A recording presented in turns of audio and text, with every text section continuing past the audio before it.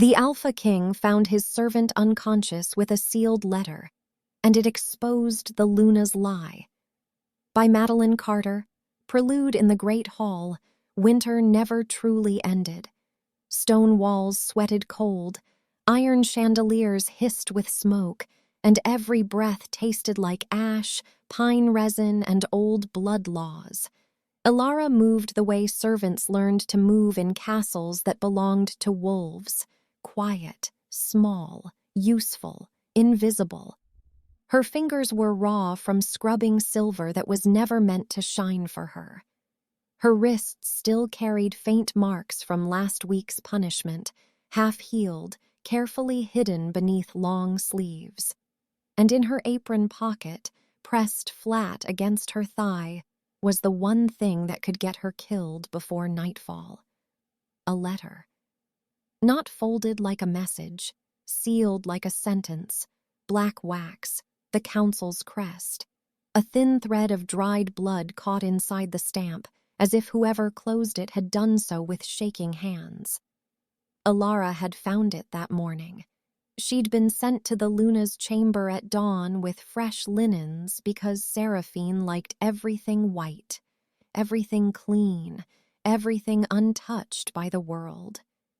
The room had smelled like lilies and expensive oil, hiding the sharper scent underneath, the one Ilara had learned to recognize. Fear. Not her fear. Someone else's. She'd been making the bed when she saw the letter, tucked beneath the corner of a carved jewelry box, half hidden, half left behind, like whoever placed it there had run out of time. Ilara had frozen. Her first instinct had been to pretend she never saw it, to turn away, to leave it exactly where it was and walk out before the castle decided to swallow her whole. But then she had noticed the wax crest.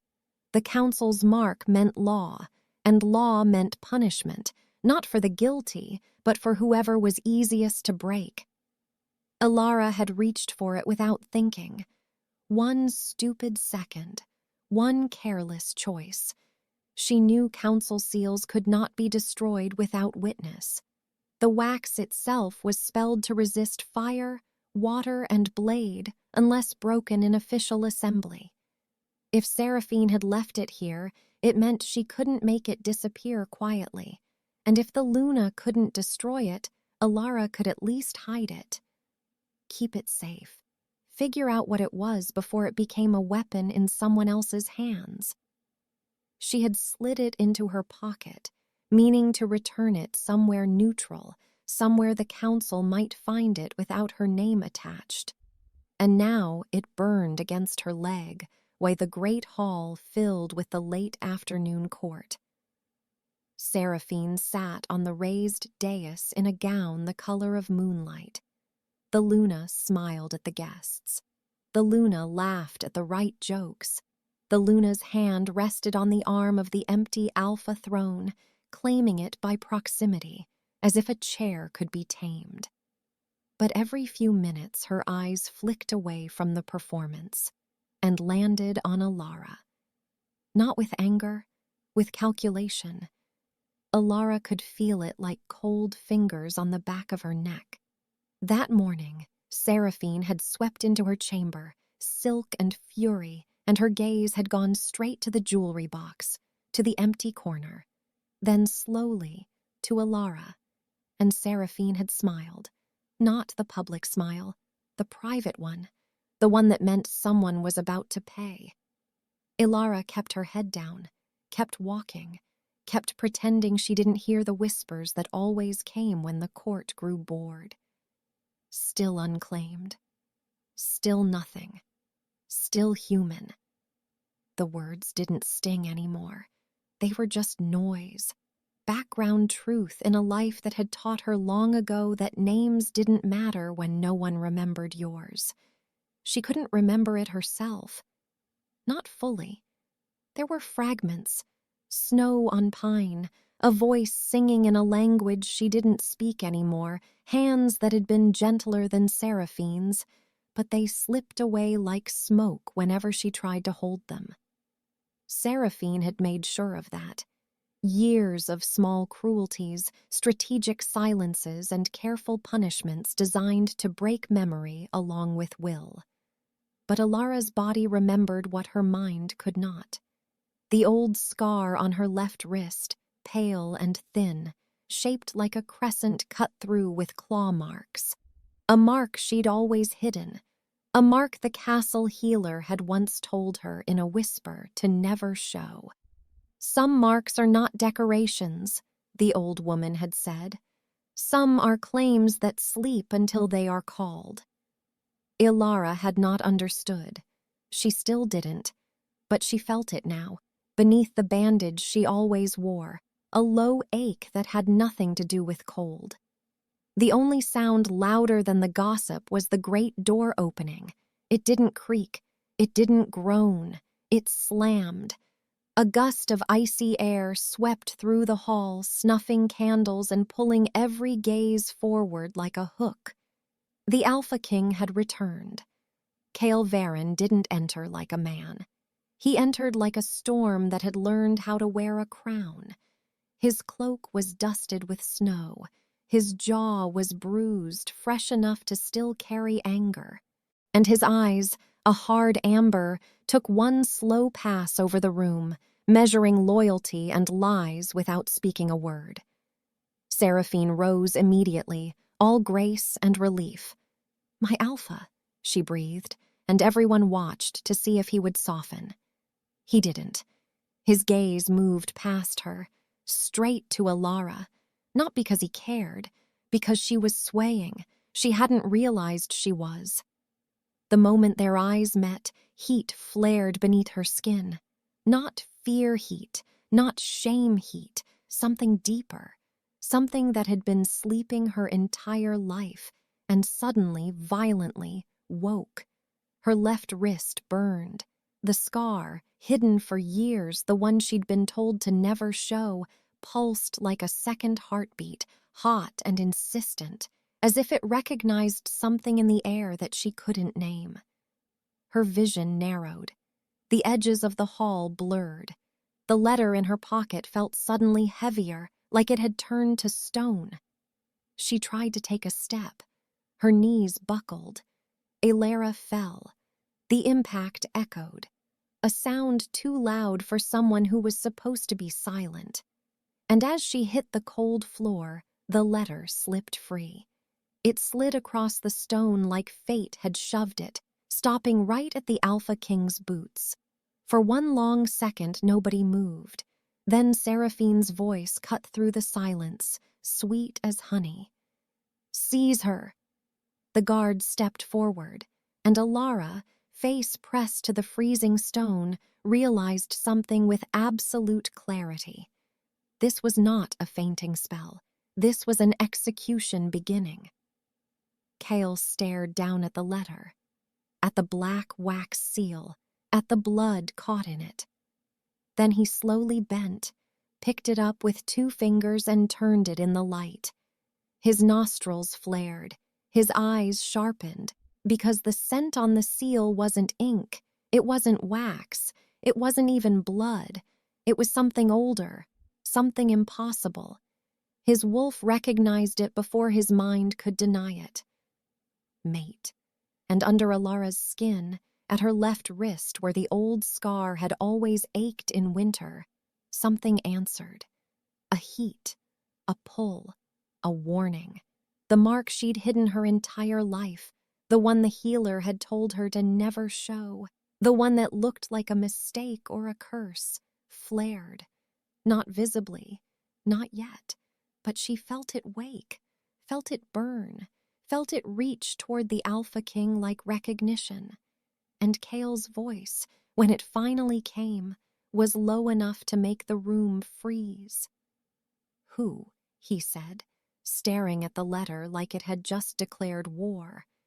"Put this in her hands?" Chapter 1. The Letter on the Stone. The Great Hall had rules older than mercy. Don't speak unless spoken to. Don't look an alpha in the eyes. Don't bleed on the marble. Ilara had followed those rules long enough to become part of the furniture.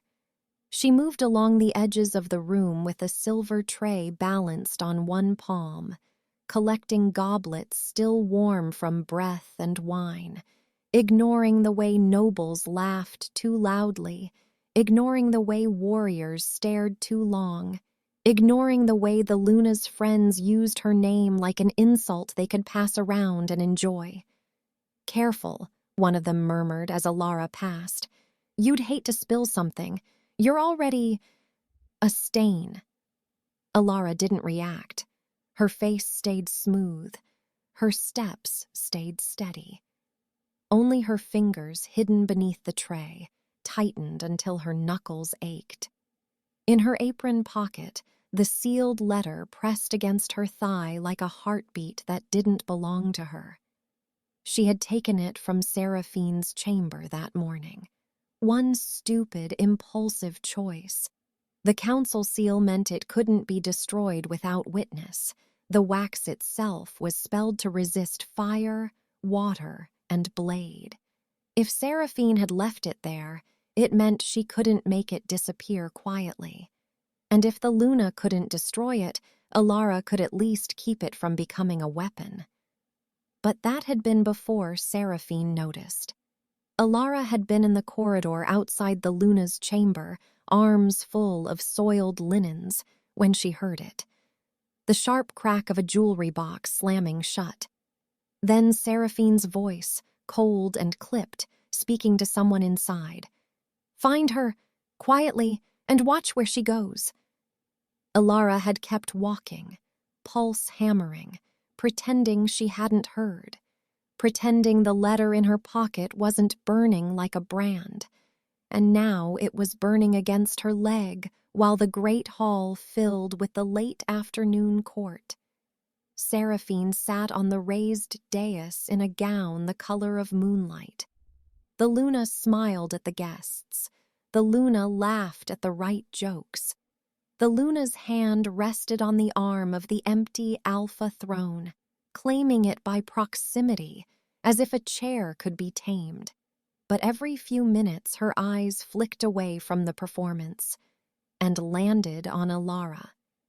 Not with anger, with calculation, like a hunter watching prey circle back into range. Ilara could feel it like cold fingers on the back of her neck. She kept moving, kept her hands steady on the tray, kept her breathing shallow and controlled. Her left wrist ached beneath the bandage, the old scar pulsing faintly, as if it could sense danger before her mind could. Then the great doors slammed open. Winter poured in. The Alpha King entered with the storm clinging to him like a second cloak, snow in his hair, blood dried at the edge of his collar, and bruises darkening his jaw as if someone had been foolish enough to try him. The hall changed instantly. Spines straightened. Voices died. Even the fire seemed to quiet. Kyle Varon didn't speak. He didn't smile. He walked forward with the slow, controlled patience of something that could kill without raising its voice. Seraphine rose as if pulled by strings. "My Alpha," she said, soft and bright, the perfect picture of devotion. Kyle didn't even look at her. His gaze swept the room once and stopped, on Ilara. It wasn't tenderness, it wasn't interest. It was the way a predator notices a wrong movement in the grass. Ilara's breath caught. Her hands went slick around the tray. Because the moment his eyes hit her, her skin did something it had never done before. Heat flared under her ribs. Not fear heat, not shame heat. Something deeper, something answering. Her left wrist burned. The scar, hidden beneath the bandage, the one she'd been told to never show, pulsed like a second heartbeat, hot and insistent. Her vision narrowed.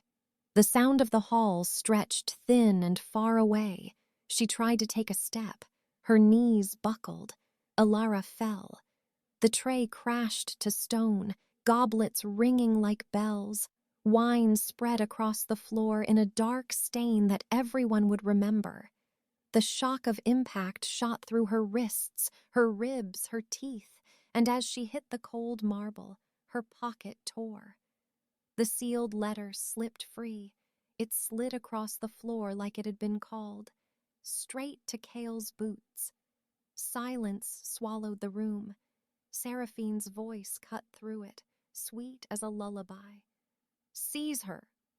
Boots moved. Guards stepped forward. Alara lifted her head just enough to see Kyle staring down at the letter, to see the way his hand flexed once, like restraint was a muscle he had to keep trained. He bent slowly and picked it up with 2 fingers.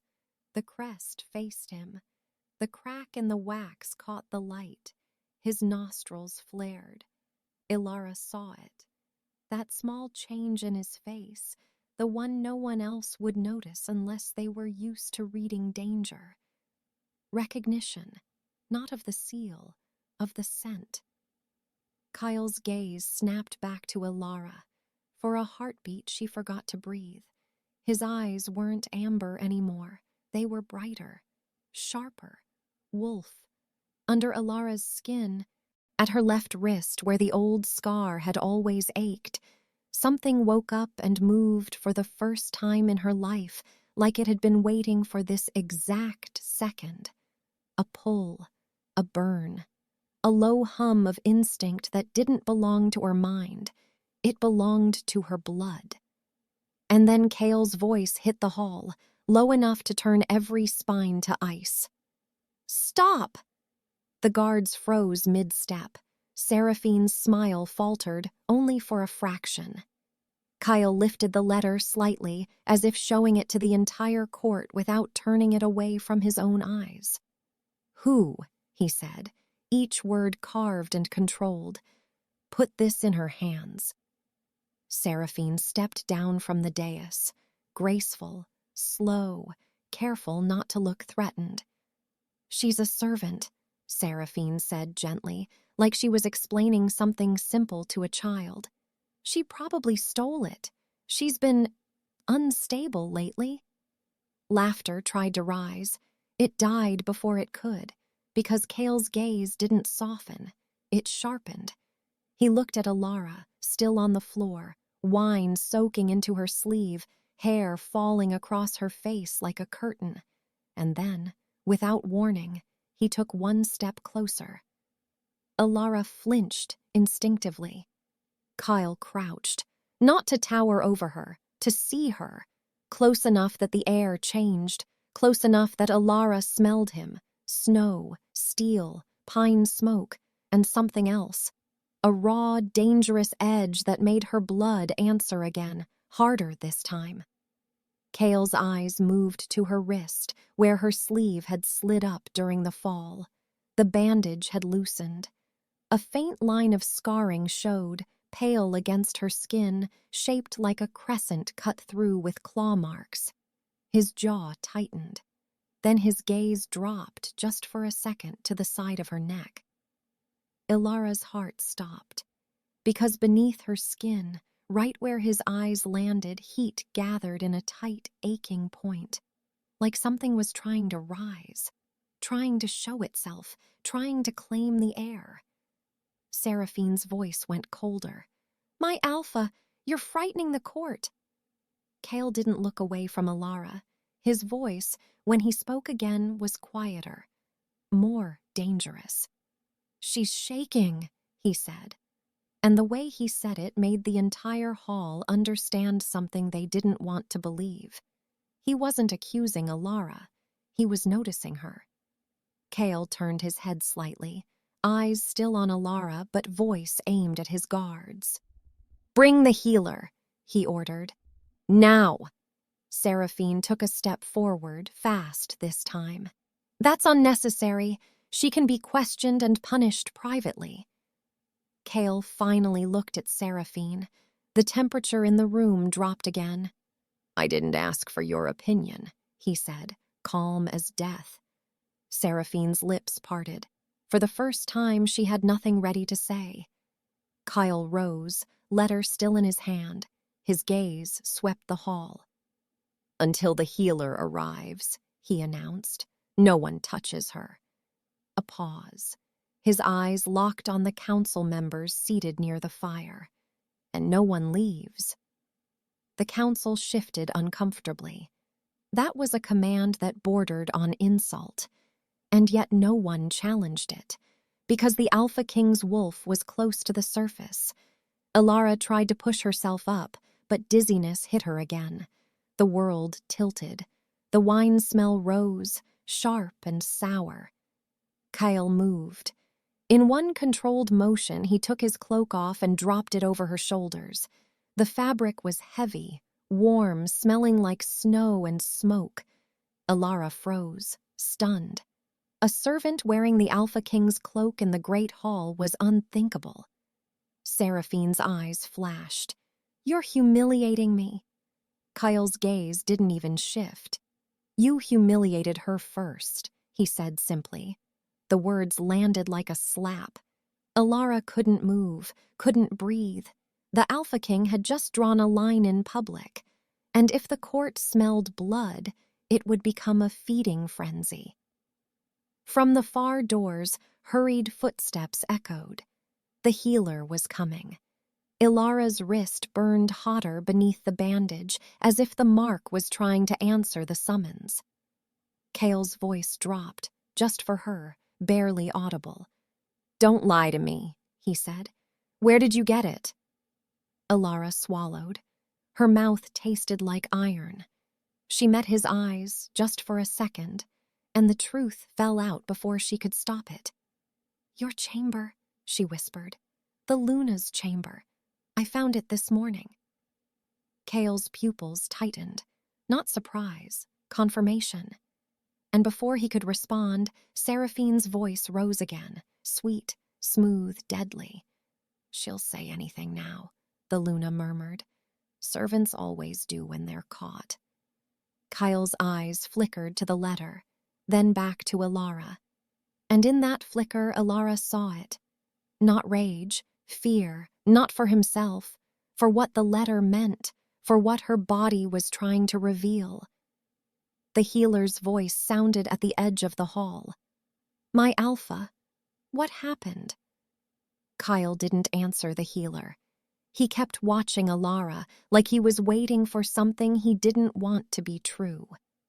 Alara's wrist burned hotter. The bandage shifted, and for a fraction of a second, the edge of the crescent mark showed, glowing faintly, like embers beneath ash. A pulse, a spark, a line of heat climbing under her skin. And then, right as the healer stepped into the torchlight, the seal in Kale's hand cracked a little more on its own. No fingers touching it, no pressure, just the wax splitting, as if the letter itself was reacting. The hall gasped, because blood seeped through the crack, fresh and bright, like it had never dried at all. And Kale's wolf moved behind his eyes. "Open it," Kyle ordered. The healer hesitated. "My Alpha, council letters." Kyle didn't blink. "Open it," he repeated, and the command shook the air. The healer reached out with trembling hands, and Seraphine smiled again, just barely. Because whatever was inside that letter, she believed it would bury Alara. Alara, under Kale's cloak, realized she was no longer invisible, and that was the most dangerous thing she had ever been. The healer broke the seal. The wax snapped. The letter unfolded. And the first line, written in dark ink, made Kale's face go utterly still. Because it wasn't addressed to the Luna. It wasn't addressed to the council. It was addressed to him, to Alpha King Kale Varen, from Elderthorn Ashvale, Counselor of the Northern Seat, a name Kale recognized, a man who had died 6 months ago, under suspicious circumstances, and below it, in a second line, were the words that turned the room into a grave. "Your true mate is in this castle, and someone wants her dead." Chapter 2. The Framed Incident. The servants' corridor smelled of damp stone and iron keys. Ilara moved through it like a shadow with a pulse, barefoot to keep the sound off the flagstones, a linen tray balanced in her hands as if she belonged to the castle's breathing walls. The great hall was awake before sunrise, torches low, banners heavy, the air still cold enough to bite the inside of her lungs. At the high table, Alpha King Kyle sat rigid in his carved chair, a crown of black iron resting beside his goblet, as if even metal grew tired of pretending to be merciful. Beside him, Luna Selene wore white, perfect and cruel, her smile polished to a shine that could cut. Ilara kept her eyes down. She had learned long ago that beauty and power hated being observed by someone they considered nothing. She had learned, too, to notice when someone stood too close. That morning, in the dim corridor outside the kitchens, a figure had brushed past her. Too quick, too deliberate, a hand grazing her apron. Ilara had turned, but the hall was already empty. The only sound the echo of boots fading into stone. She'd felt the weight in her pocket immediately. Small, hard, wrong. But before she could check, the head cook had barked her name, and the tray was in her hands, and the hall was waiting. "Bring it here," Selene said, voice gentle in the way poison can be. Ilara stepped forward, careful, and set the tray on the table. A silver cup of spiced tea, a small bowl of berries, a folded cloth. Simple, safe, ordinary. And yet, the moment Selene lifted the cup, her perfect mask twitched, her lashes fluttered, her fingers stiffened around the silver. Then she coughed, a sharp, wet sound that cracked the quiet. The hall's murmurs rose, startled birds in a cage. Selene's hand trembled, the cup rattling against the table as if the metal itself had begun to panic. Kale's head snapped toward her. His eyes were cold, not tender, not concerned, the kind of attention a ruler gives a threat. Selene coughed again, louder, and her gaze found Ilara like a blade finding a throat. She let the cup fall. Silver struck wood. Tea splashed like a dark bruise across the white tablecloth. And Selene stood, slowly, with one hand braced on the table as if she were steadying herself against the whole world. "She tried to poison me," Selene said softly. The words were not shouted. They didn't need to be. They landed in the hall like a verdict. Ilara's body went cold first, then hot. Her stomach dropped so hard it felt like it hit the floor. "I didn't," she whispered, but her voice was swallowed by the sound of chairs scraping, guards shifting, blades waking. Kyle rose. The scrape of his chair against stone sounded like the start of a war. "Who served the cup?" he demanded. Selene didn't point with her finger. She didn't need the drama. She turned her head, just enough, and looked down at Ilara with the calm satisfaction of someone closing a trap. "This girl," she said. A guard seized Ilara's arm, hard, fingers digging into bruises she already carried. Ilara's tray slipped from her hands, clattering, the sound too loud, too final. She fought the reflex to pull back. Fighting would make it worse. Fighting would make her look guilty. Kale stepped down from the dais. Every step he took was measured, controlled, the way a predator moves when it knows it can end things whenever it wants. He stopped an arm's length away. Ilara could smell him now. Smoke, cold leather, and something underneath it all, sharp and animal, like winter wind over blood. His gaze raked her, not like a man looking at a person, but like a king evaluating evidence. Then his eyes dropped briefly to her wrist, the bandage, the old scar line beneath it. A flicker crossed his face. Not recognition, not yet, just a momentary glitch in the mask. Explain, Kyle said. Alara swallowed. Her throat hurt. I prepared the tray exactly as the kitchen sent it, she said, forcing the words out clean, steady, like prayer. I didn't add anything. Celine laughed quietly, a soft sound that made the hall lean closer. Of course you didn't, she murmured. Then her eyes shifted past Alara toward the guards at the doors. Search her, Celine said. The words were delivered like kindness.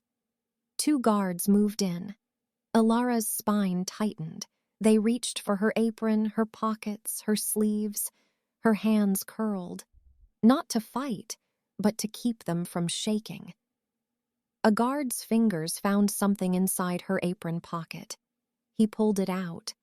A small vial of dark liquid, stoppered with wax. The hall fell into a silence so deep, Alara could hear the torch flames licking the air. Celine leaned forward. Her expression was almost pitying now. Where did you get that? Kyle asked, voice low. Alara stared at the vial. Her mind went blank. Then it slammed back into motion, racing, desperate. That wasn't hers. It couldn't be. She'd never seen it before. I don't know, she said, voice cracking despite her effort. I swear I don't know. Celine turned her head toward the council seats, where elders watched like carved statues. Our laws are clear, she said. A servant who attempts to poison the Luna commits treason against the pack. Alara's breath came too fast. Treason. That word didn't mean punishment. It meant an ending. Kale didn't speak for a moment. His jaw flexed once, hard. He reached out and took the vial from the guard, turning it slowly in his fingers. Wax seal. Black. A symbol stamped into it. Alara couldn't see it clearly, but she saw the way Kale's eyes narrowed as if the symbol scratched something old in his memory. Then his expression changed. Not confusion, recognition. He turned the vial again, letting torchlight catch the wax seal. A triple crescent, overlapping. The same mark that had been on Elder Thorne's private correspondence. The same mark Thorne had used to warn him 6 months ago about ritual manipulation and binding practices creeping into border territories. And then Thorne had died. Suddenly, conveniently, before the investigation could begin. Celine watched him, and for the first time, the perfect Luna looked alert. Not frightened, not sick. Alert, like she was measuring the distance between plan and consequence. Kyle lifted the vial to his nose. Inhaled. The scent hit him like a memory. Bitter root. Nightshade extract. Not enough to kill. Just enough to sicken. Just enough to create a scene. Thorne's letters had mentioned this. A method of framing servants, of creating scapegoats, of controlling narratives through public accusations. His gaze snapped up, straight to Alara. The air changed. Not louder, not softer, just heavier, like the entire hall held its breath. You've been near the healer's chambers, Kale said. It wasn't a question. Alara's lips parted. I clean there sometimes, she managed. Celine's smile sharpened. And now we know why, she said. Kale's eyes stayed on Alara. Cold, controlled, but something underneath, barely contained, pushed at the edges. Because he was beginning to see the pattern. The letter in his chamber, the vial with Thorne's seal, the servant girl with a mark on her wrist. This wasn't random. This was orchestrated. Take her, Kale ordered. The guards tightened their grip. Alara's feet slid on stone. Panic clawed up her throat, raw and ugly. No, she whispered, and then louder, no, please. I didn't. Celine stepped closer, her white sleeves brushing Alara's shoulder as if she were offering comfort. Her voice dropped so low only Alara could hear. You should have stayed invisible, Celine murmured. Then louder for the hall. "Bring her to the council." Ilara's heart slammed against her ribs. The council meant a trial, a public trial, the kind that ended in banishment if you were lucky, execution if you weren't. As the guards dragged her toward the doors, Ilara's bandage shifted, just slightly. The cloth loosened enough for a thin line of skin to show, and for a fraction of a second, Cale's eyes caught it. Something flickered, a sharp inhale. His pupils tightened. It was tiny, so small no one else noticed, but Ilara felt it like thunder inside her bones, because the air around her wrist warmed, not from fire, from something alive beneath her skin, a pulse, a pressure, as if a buried mark had just heard its name spoken in a language older than law. Ilara stumbled. The guards jerked her upright. Celine's gaze dropped to Ilara's wrist. Her smile didn't move, but her eyes did. They narrowed, calculating, afraid for the first time of something she hadn't planned. And Cale's voice, when it came, was quieter than before. "Lock her in the lower cells," he said. A pause, a single beat of hesitation. His gaze flicked once to the vial in his hand, to the triple crescent seal, to the ghost of Thorne's warnings. Then, alone. Celine's head snapped toward him, fast, too fast, but she recovered at once, smiling again. "Ilara will confess," Celine said sweetly. "She always does in the end." Ilara was hauled through the doors, the great hall's heat replaced by the brutal cold of stone corridors. And as the torchlight faded behind her, the skin beneath her bandage pulsed again. A silent warning, a promise, a bond waking up in the worst possible moment. Because the council wasn't just going to judge her, the mark was about to answer. And if it did, everyone would hear it. And Cale, standing alone in the hall with the vial still in his hand, finally allowed himself to think the thought he'd been avoiding for 6 months. Thorne had been right. Celine had killed him for it. And now she was trying to kill again. Chapter 3. The Healer's Truth. The lower cells didn't smell like punishment. They smelled like forgetting. Wet stone, old straw, rust that never fully dried. Ilara sat with her back against the wall, wrists bound in front of her, the thin bandage on her left wrist hanging loose now, as if it had finally grown tired of pretending it could hide anything. Above her, somewhere far away, the castle breathed.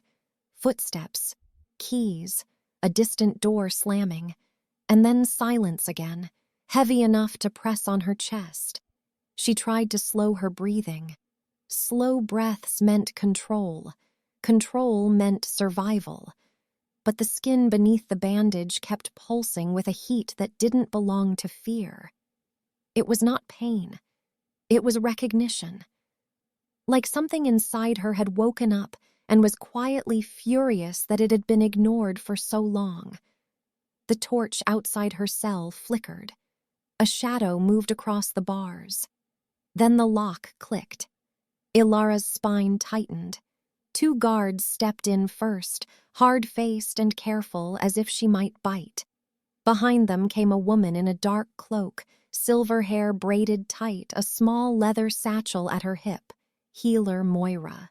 Her eyes were pale, sharp, and tired. The eyes of someone who'd seen too many bodies and too many lies. Ilara's mouth went dry. Moira didn't look at us with pity.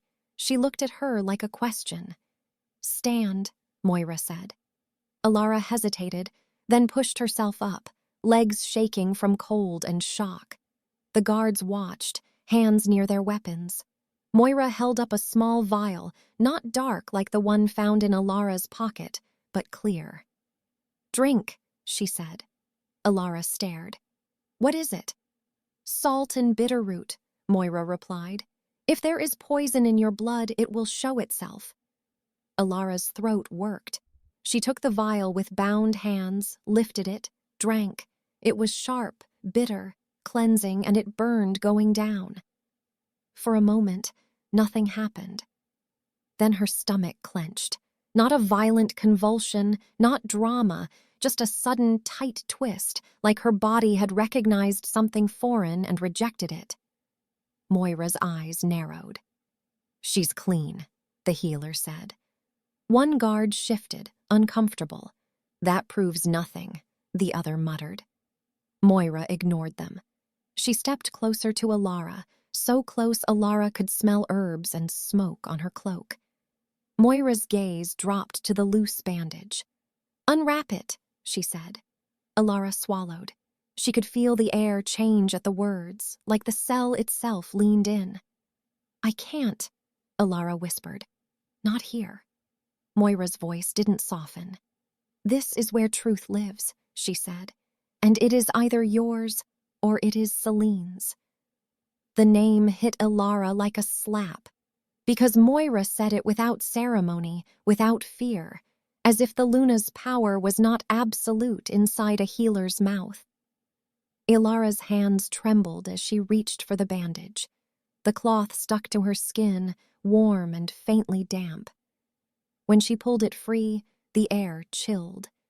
Then it warmed again, suddenly, from the mark itself. A thin line of inked scar tissue, half hidden for years, flared into something else entirely, faint at first, then brighter like embers under ash. Not a simple symbol, not a pretty decoration. Something older. Something that looked like a crescent cut through with claw marks, wrapped in a spiral that felt almost alive. One guard cursed under his breath. Moira went still. Her face didn't change much, but her eyes did. They sharpened as if she'd been slapped by the sight. Then she inhaled. Not politely, not like a woman smelling herbs, like a wolf tasting air. Her nostrils flared once, her chin lifted, and she looked at Alara as if she was seeing her for the first time. "You've been carrying this," Moira said low. Then her gaze moved down, to Alara's shoulders, to the thin fabric of her servant's dress, worn and torn from the guard's rough handling. "Turn around," Moira said, voice sharper now. Alara froze. "What?" "You're back," Moira said. "Turn." Alara's stomach dropped. She knew what Moira would see. She had felt the pattern burned into her skin for years, felt it ache in winter, felt it pull when she moved wrong, but no one had ever looked. No one had ever cared. Slowly, Alara turned. Moira stepped closer. The dress had torn at the shoulder during the struggle in the great hall, enough to show the edge of what lay beneath. Moira's fingers brushed the fabric aside and went utterly still. 3 lines, carved in pale scar tissue, repeating in a spiral down Alara's spine where the bone met the ribs. Not random, not accidental, deliberate, ritual. One guard leaned closer, then recoiled. "What is that?" he breathed. Moira's voice came out tight. "Binding marks," she said, "coercion scars. Placed where the wolf's anchor lives to suppress the shift, to silence the scent, to make the body forget what it was." Alara's throat closed. She hadn't known. She'd known they hurt. She'd known they were wrong, but she hadn't known they had a name. Moira's hand hovered over the scars, not touching, as if afraid of what she might feel. "I've seen this before," Moira said, voice low. "Once. In Frostridge. Years ago. A girl brought in from a raid marked the same way. She didn't survive the unbinding." Alara's knees threatened to give out. Moira's gaze snapped to the guards. "Get out," she ordered. The guards hesitated. "Healer, we have orders." "I said get out," Moira repeated, voice iron. "Or I will tell the Alpha King you interfered with a medical examination of his mate." The word hung in the air like a blade. The guards looked at each other. then left. The cell door stayed open, but they moved to the corridor just out of sight. Moira turned back to Alara. Her eyes were no longer clinical, they were furious. "Who did this to you?" Moira asked. Alara's voice came out broken. "I don't remember. I remember pain," she whispered. "I remember cold. I remember hands holding me down. But I don't remember faces." Moira's jaw tightened. "Binding scars erase memory," she said. "That's part of the ritual. The body forgets to protect itself from the truth." Alara couldn't speak. The mark on her wrist pulsed again, responding to the attention the way a wound reacts to touch. Moira reached out, then stopped inches from Alara's wrist. "May I?" she asked. It wasn't permission for the guards. It was permission for Alara. Alara gave a small nod. Moira's fingers hovered, then brushed the edge of the mark. The instant contact happened, Alara's knees nearly buckled. Heat flashed up her arm across her chest, like a flare fired inside her bones. Moira's hand snapped back. Her eyes widened just slightly. "Not a false mark," Moira said, "and not recent. This bond has been sleeping for years. Waiting." Alara's breath came out in a thin, shaking line. "What does it mean?" she managed. Moira's gaze flicked to the cell door, to the corridor beyond, as if she could feel ears in the stone. Then she leaned in, voice quieter. "It means someone hid you," Moira said. "It means you were marked, not by ceremony, not by choice, but by fate or bloodline, and your body has been keeping the bond asleep. And the scars on your back were meant to keep it that way." Ilara's throat tightened. "I don't belong to anyone," she said, and hated how small it sounded. Moira's eyes held hers. "Then explain why the mark is waking now," Moira said. Alara stared at her own wrist, the glow fading back to a dull ember. Because she knew. She just couldn't afford to say it out loud. The Great Hall. Kyle's eyes on her, that brief, terrifying pause, the way the air had shifted around his presence. Moira spoke again, softer but not kind. "Someone planted that vial on you," she said, "not just to frame you. To force this." Ilara swallowed hard. "Why?" Moira's mouth tightened. "Because if you are what I think you are," she said, "then Celine's position is built on a lie. And the binding scars mean Celine knew." "She's known all along." A key turned in the lock again. The guards stiffened. Another figure appeared in the doorway. Not a soldier, not a servant. A man in dark uniform with a wolf's head clasp at his throat. Beta Reese, Kale's right hand. His eyes took in the mark and he went very still. Then his gaze moved past Alara's wrist, to her exposed back, to the spiral of scars. His face went pale, then hard. Moira didn't flinch. "You came," she said to Reese. Reese's gaze stayed on Alara's back. "The Alpha ordered me to bring you," he said to Moira, voice tight, "not to conduct a ritual in a cell." "This isn't ritual," Moira replied. "It's confirmation." Reese's jaw worked once. "Does he know?" Reese asked, voice dropping. "About the scars?" Moira shook her head. "Not yet." Reese's hand curled into a fist. "When he sees this," Reese said quietly, "there will be blood." "Then speak," Moira said. Reese turned toward her, forcing his gaze away from Alara's back. Moira's voice stayed crisp. "She did not poison anyone," Moira said, "and the mark on her wrist is not counterfeit." Reese's eyes narrowed. "What kind of mark?" Moira paused, as if weighing how much truth could survive in a corridor full of stone and spies. Then she said it anyway, because healers were made for truth more than survival. "A true mate mark," Moira said, "for an alpha." And binding scars meant to suppress it. The air snapped cold. Alara felt her heartbeat stutter. Rhys didn't move, but something changed in his face. A tight, controlled alarm. "Whose?" he asked.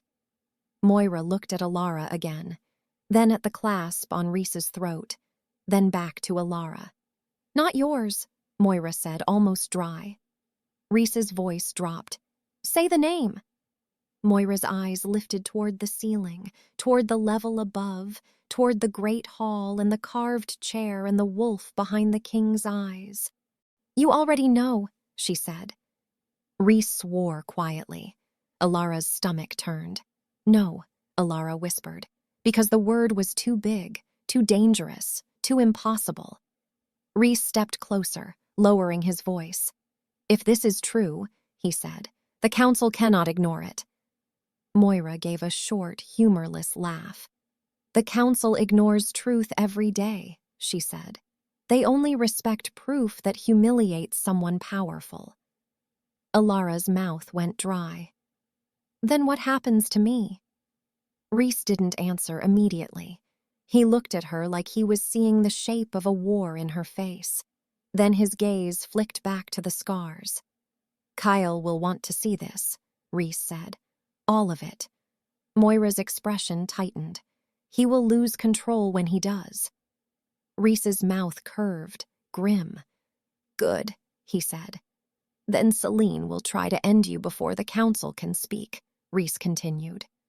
Moira's gaze snapped to the corridor again. Her nostrils flared. Her expression tightened. "Someone is coming," she said. Footsteps, fast, more than one. Alara's blood turned to ice.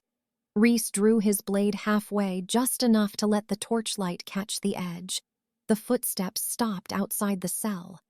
A voice came through the bars, sweet and familiar. "Healer," Selene called softly. "How touching." Alara's lungs seized. Selene's shadow slid across the floor like silk. "I heard you were down here," Selene continued, still gentle, still perfect. "Checking on my little traitor." Moira straightened, calm as stone. "I'm doing my duty," she said. Selene laughed, quiet. "Duty," she repeated as if tasting the word. Then more softly, almost affectionate. "Do not make me remind you who holds power in this castle, Moira." Rhys's hand tightened on his weapon. Selene's voice stayed sweet. "Open the cell," she told the guards outside. Rhys stepped forward. "You don't have authority here," he said. A pause.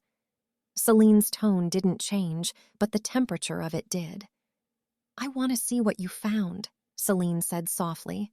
"After all, I paid good coin for those scars." The air froze. Alara's stomach turned to ice.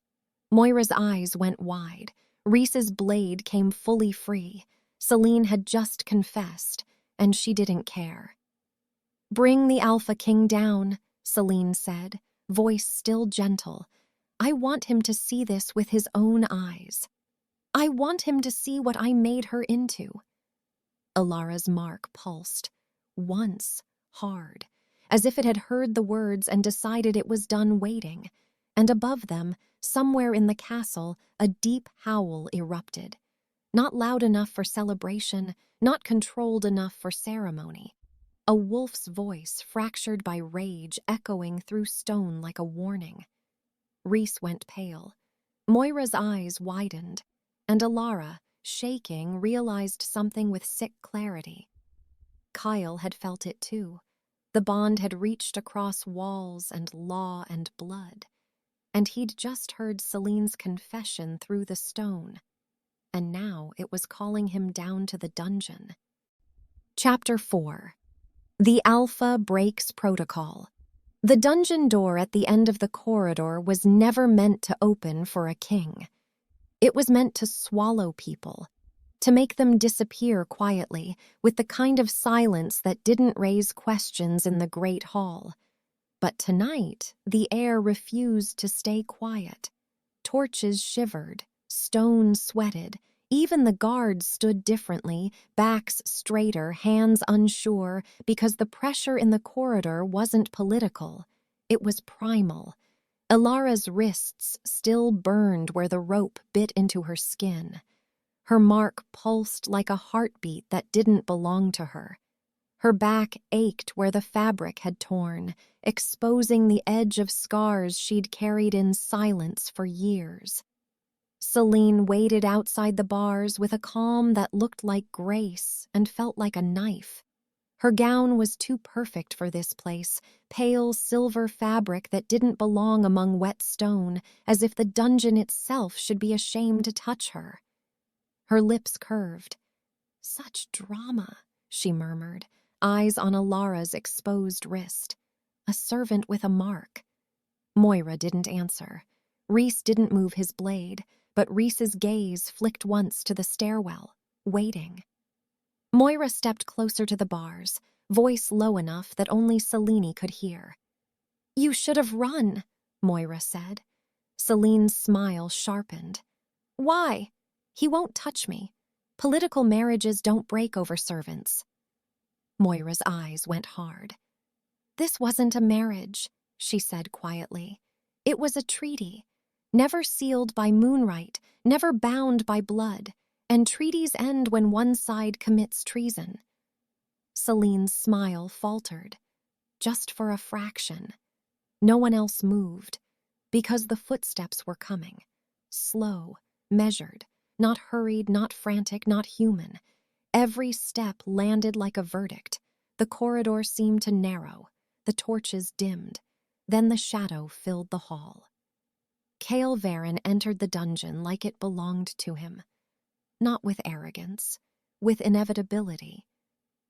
He wore a dark coat over battle leathers, his shoulders broad enough to block the torchlight, his hair still damp as if he'd stepped out of night rain. His eyes were the wrong kind of gold, the kind that didn't reflect warmth. They reflected hunger held behind discipline. The guards dropped to one knee without being told. Rhys bowed his head. Even Selene tilted her chin, a gesture that pretended to be respect, but didn't quite reach her eyes. Cale did not look at Selene first. He looked at the cell, and the moment his gaze touched Ilara's wrist, the air snapped like a thread pulled too tight. Ilara's mark flared, not a soft glow, a violent bloom, heat ripping up her arm across her ribs, stealing breath from her lungs. She staggered back a step. The ropes choked her wrists, forcing her hands up, and she hated the humiliation of it, hated that her body was reacting in front of everyone like a confession she never agreed to make. Kyle's wolf pushed against his control. It showed in the smallest things, a tightening of his jaw, a sharp inhale, a flicker of something feral in his pupils.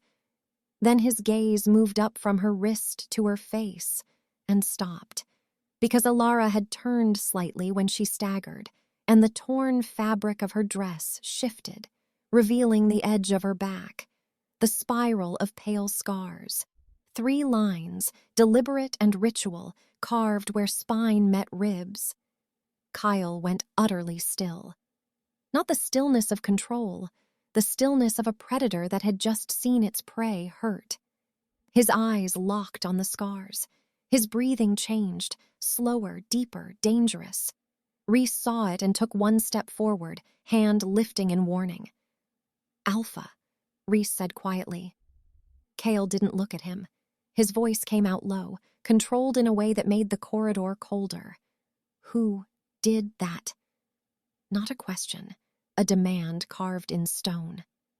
Ilara's throat closed, because she had never been truly looked at before.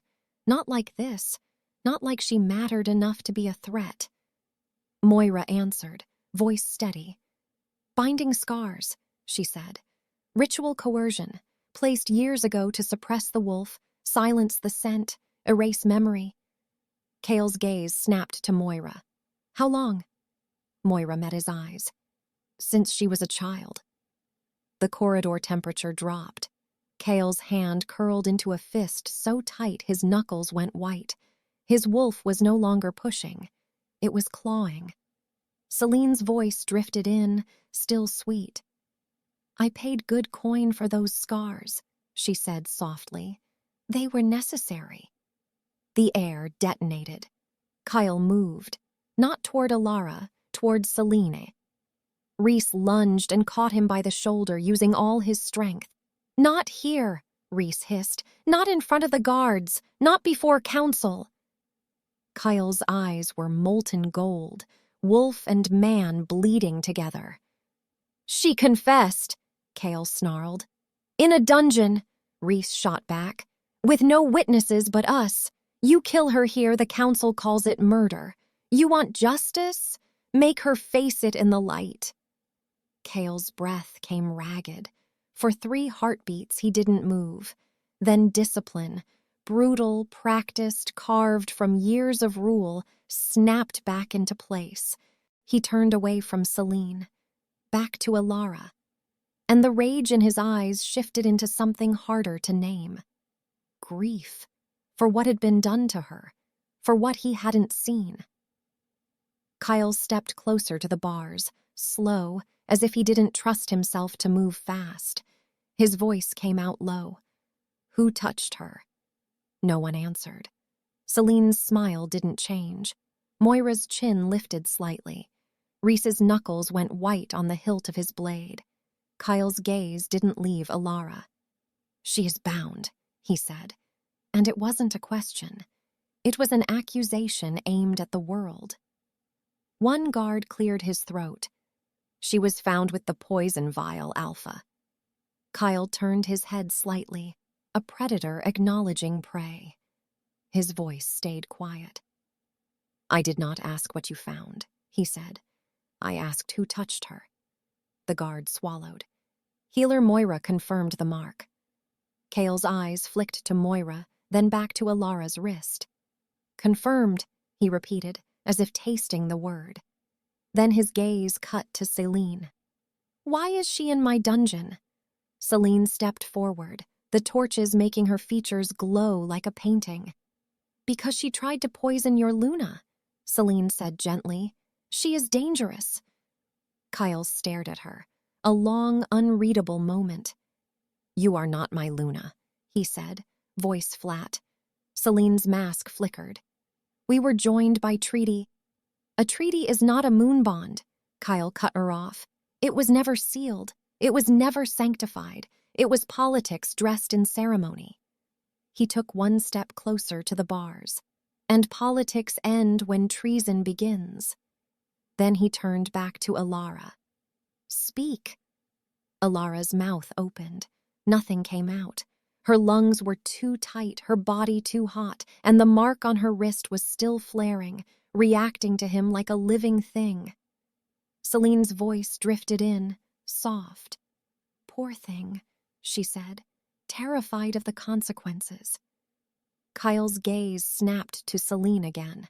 "Stop speaking," he said, and the 2 words hit the stone like a blade. Celine's smile held, but the muscles at the corner of her mouth tightened. "My king," she said, still sweet, "I'm only trying to protect you."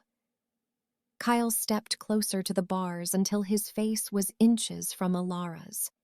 He didn't touch her yet. He just breathed. And Alara realized something that made her stomach twist. He was scenting her. Not like a man, not like politics, like a wolf checking truth. Kale's eyes narrowed. His voice dropped to something private, even with the corridor full of ears.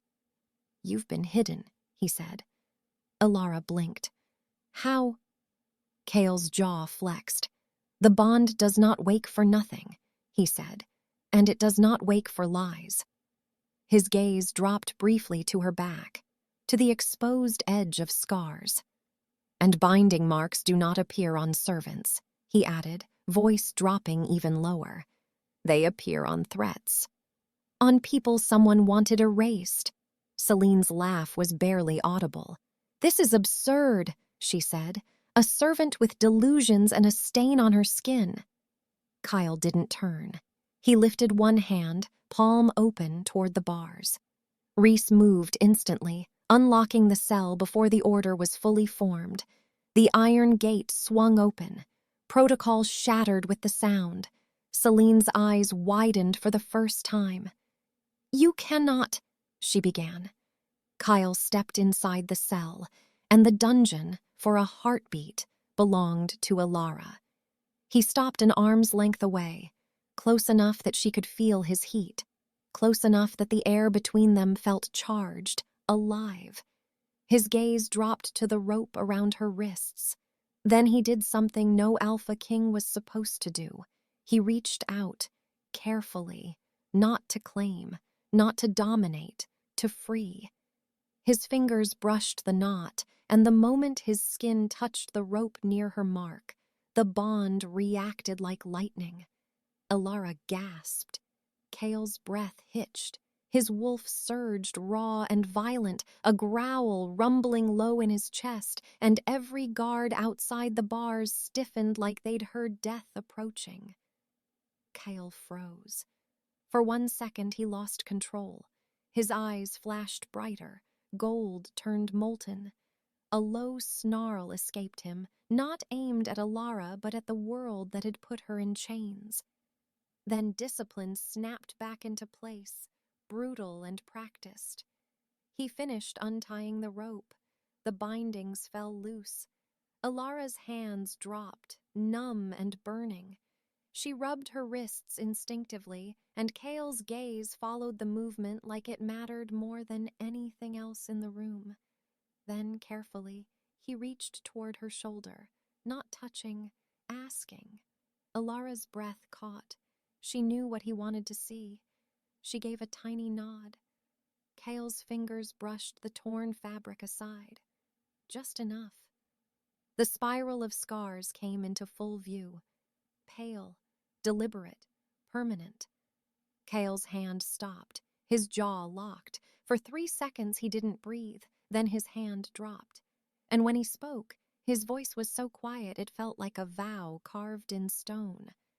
"I will find everyone who touched you," he said, "and they will answer for it." Alara's throat burned. "You don't have to." "I do." Cale cut her off, gaze locking on hers. "Because you are mine, and no one scars what is mine."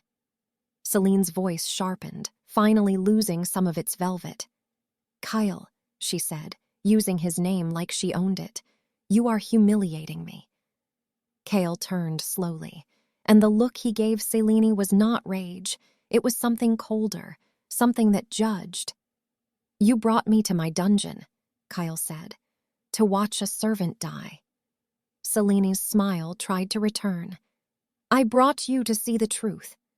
Kyle's eyes flicked to the vial pouch at Celine's waist. Alara hadn't noticed it before. Small, leather, too neat. Kyle's voice went quieter. "The truth," he repeated. Then he looked back at Alara. "Show me your wrist again." Alara hesitated. Fear rose, but something else rose too, stubborn and hot. She lifted her arm. The mark was no longer glowing violently, but it was awake now, a dull ember beneath her skin. Kyle reached out again, slower this time. His fingers hovered. He looked at her, as if asking permission in the only way he knew how. Alara swallowed, gave a tiny nod. Kyle's fingertip touched the edge of the mark. Instantly, the bond snapped tighter, clean and undeniable. The torches flared brighter. Somewhere deeper in the dungeon, a chained wolf howled. Reese inhaled sharply. Moira's eyes hardened with confirmation. Cale's face didn't change much, but his voice did. It broke, just slightly, on the word that followed. "Mine." Celine's breath stopped. "No," she whispered, the first real crack in her mask. Kyle pulled his hand back as if touching the mark burned him. He stared at Alara like she was both salvation and catastrophe. Then he did the second thing an Alpha King was never supposed to do. He stepped between Alara and Celine. A wall, a shield, a public declaration. "Rhys," Kyle said, voice iron, "remove Selene from this corridor." Selena's eyes went wide with disbelief. "You can't exile your Luna over a servant's scar." "She was never my Luna," Kyle said, voice cutting clean. "The treaty was political. It was never sealed by moonlight, never bound by blood oath, and it ends the moment treason is proven." And the sentence landed like a guillotine. A silence followed so complete it felt holy. Selene's lips parted. Her eyes glittered. Then she smiled again. But now it was wrong. Predatory. "If you protect her," Selena said softly, "you will start a war." Kyle didn't blink. "Then I will finish it," he replied. He turned to Alara. "Come," he said. Alara didn't move. Her legs felt made of stone. "Why?" she whispered, voice shaking. Kyle's gaze held hers, and for the first time, the Alpha King's control showed a crack of something like regret.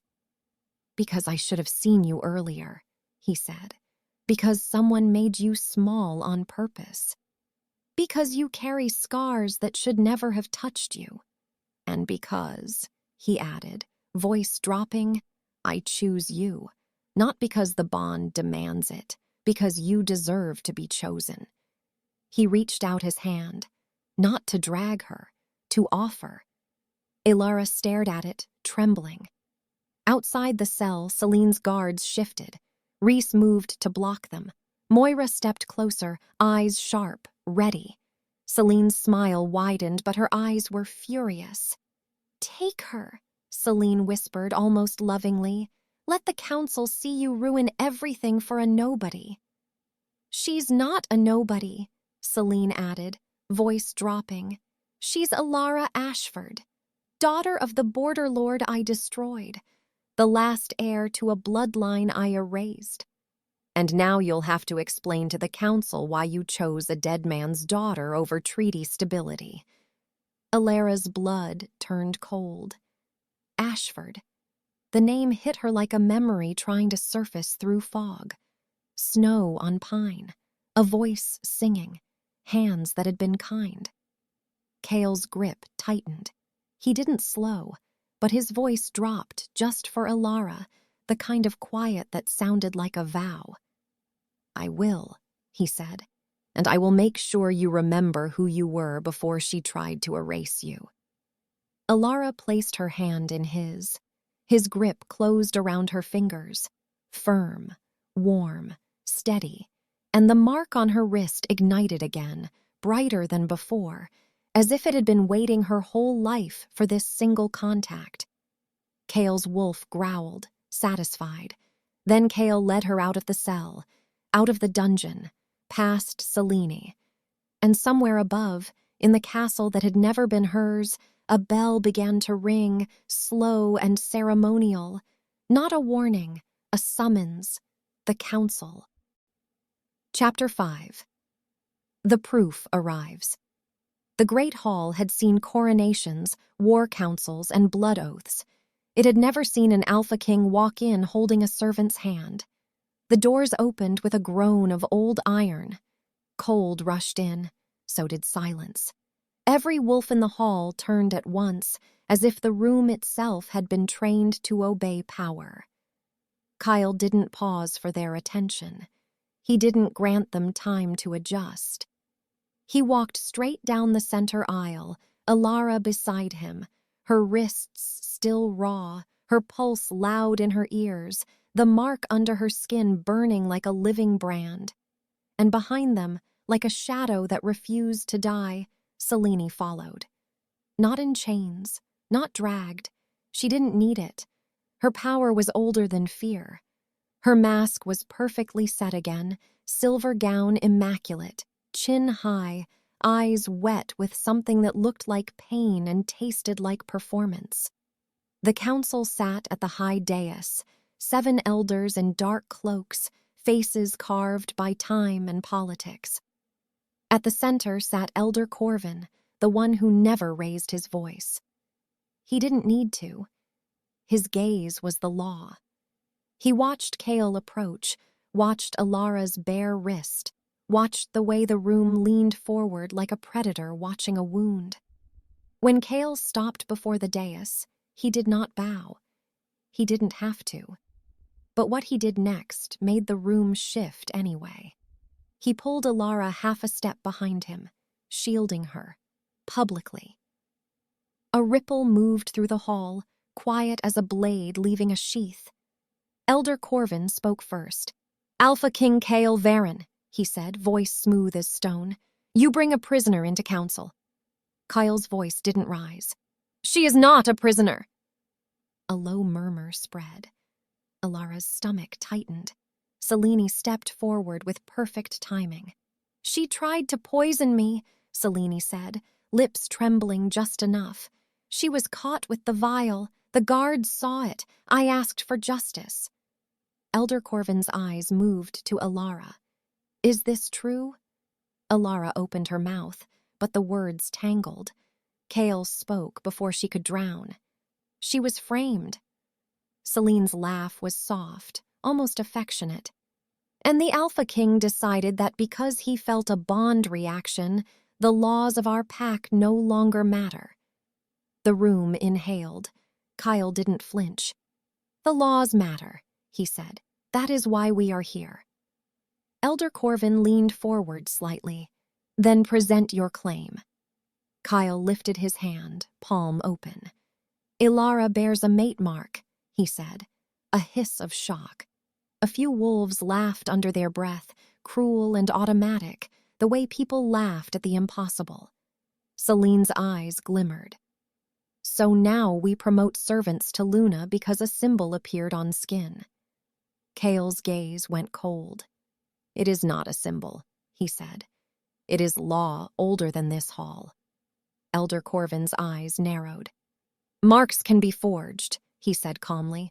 "We have seen sorcery. We have seen deception." Cale's jaw tightened. Moira stepped forward, her healer's cloak a dull gray, her eyes sharp as winter. "I examined her," Moira said. "This mark is not painted, not cut, not charmed." Elder Corvin didn't look impressed. "Healer Moira," he said, "you are loyal to the pack. That does not mean you are infallible." Moira held his gaze. "Then allow me to say what I smelled," she replied. The hall quieted further. Even the torches seemed to listen. Moira's voice didn't waver. "Under the dungeon damp, under the blood, under fear, her scent carries royal lineage." A shock went through the room. Not laughter now, unease, because lineage meant claims. Claims meant war. Selene's smile tightened at the corners. "Absurd," she said. "A servant with royal blood. We are telling stories now." Kyle's hand flexed. Alara felt his anger as heat. But before Cale could speak again, the doors at the far end of the great hall slammed open. A gust of winter air surged inside. A messenger stumbled in, cloak torn, boots soaked, breath ragged. He dropped to one knee so hard his bones hit stone. "Alpha King," he choked out. "We have a situation at the border." Elder Corvin's eyes sharpened. "Speak." The messenger's gaze flicked to Selene, then to Alara, then back to Cale, as if he didn't understand the room he'd just entered. "An outsider arrived," he said. "A traveler, wounded. He demanded counsel."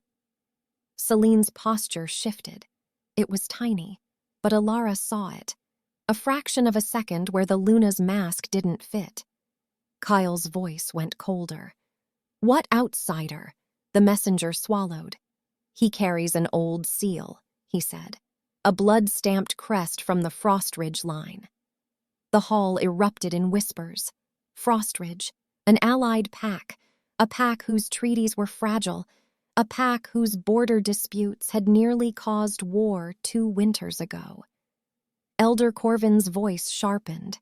"Bring him in!" Selene stepped forward too quickly. "This is not the time for foreign theatrics," she said. "We are in the middle of a treason hearing." Kyle's gaze cut to her. "And yet you look nervous," he said, quietly enough that only those closest could hear. Celine's eyes flashed. "I am not nervous." Kale didn't blink. "Then you won't mind him speaking." Two guards moved toward the doors. A moment later, the outsider entered. He was tall, broad-shouldered, dressed in travel leathers stained with mud and dried blood. A sword hung at his hip, old steel, not ornamental. He walked with the limp of someone who hadn't rested in days. His hair was dark and threaded with frost, as if he'd ridden through snow without caring what it did to him. And in his hand, he held a leather tube bound with a crimson cord. He stopped before the dais. His eyes swept the hall. Then they landed on Celine. A flicker of recognition.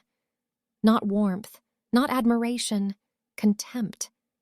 Celine's face stayed perfect, but her fingers tightened around the fabric of her gown. The outsider bowed to the council, then looked at Kyle. "My name is Dorian Ashvale," he said, "envoy of Frostridge, former guard of Lady Celine Marrow." The room froze. Alara's breath caught. Kyle didn't move, only his eyes changed. "What did you say?" Kyle asked. Dorian didn't hesitate. "I served her before she came here," he said, "before she became your Luna." Celine's voice slipped in, smooth as silk. "This man is lying," she said. "He's a mercenary, paid to create chaos." Dorian smiled, a hard, humorless expression. "I'm paid," he said, "by guilt." Then he raised the leather tube. "I brought proof," he said. Elder Corvin's eyes narrowed. "Proof of what?" Dorian's gaze flicked once to Alara's wrist, then back to Kale. "Proof that your Luna is not who she claims to be," he said. Celine stepped forward, voice sharp now.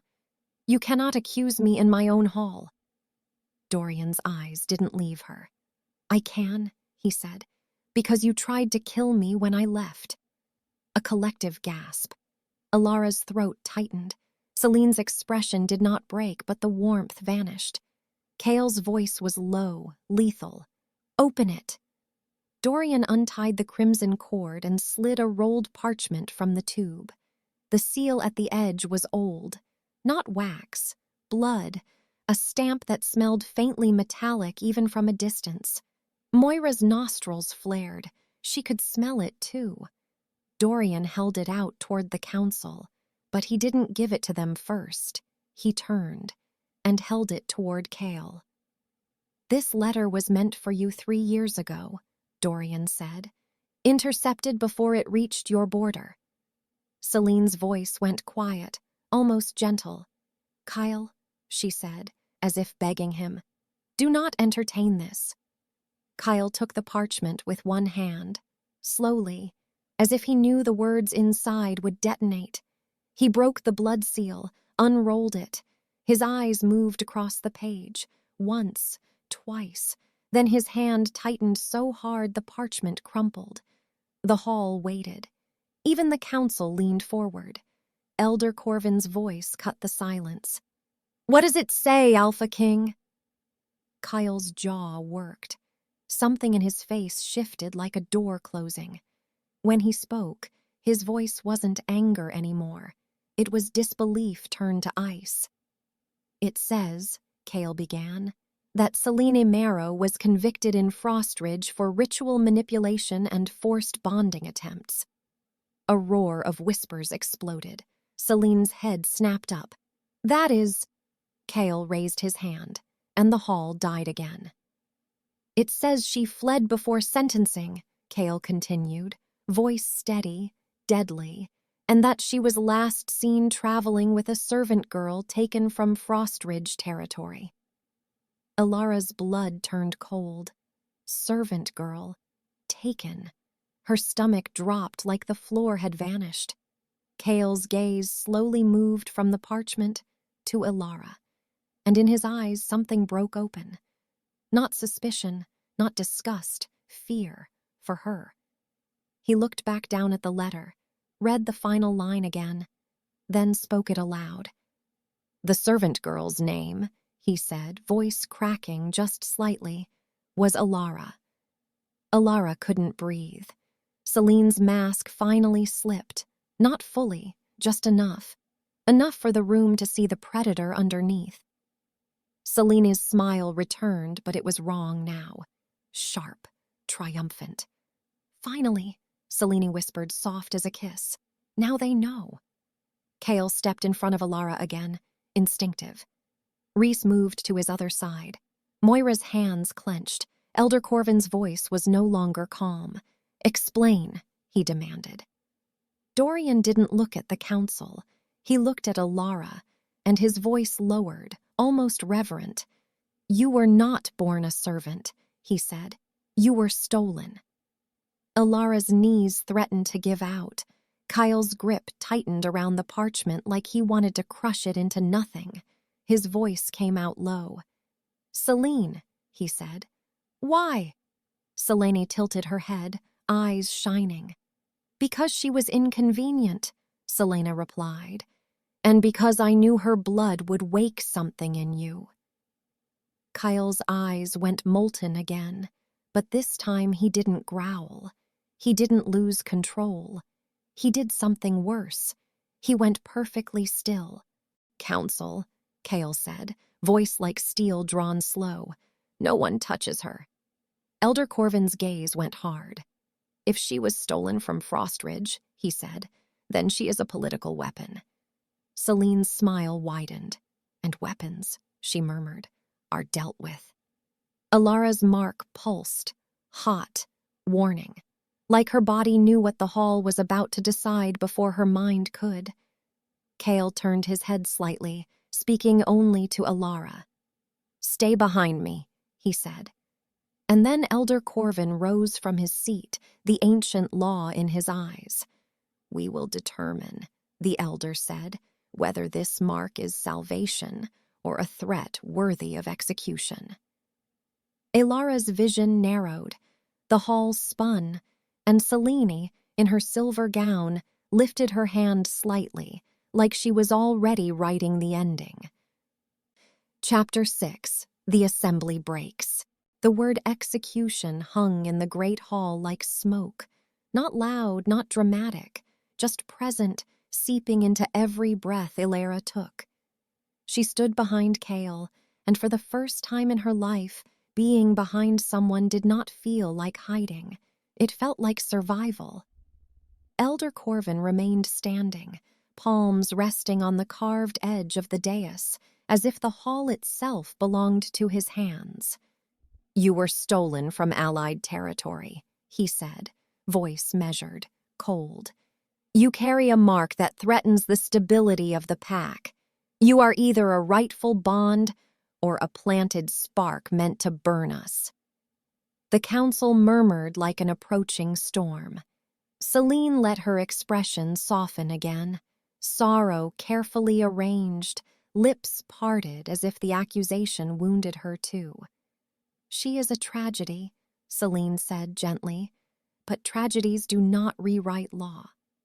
Alara's mark pulsed hot under her skin, as if it recognized the lie before the room did.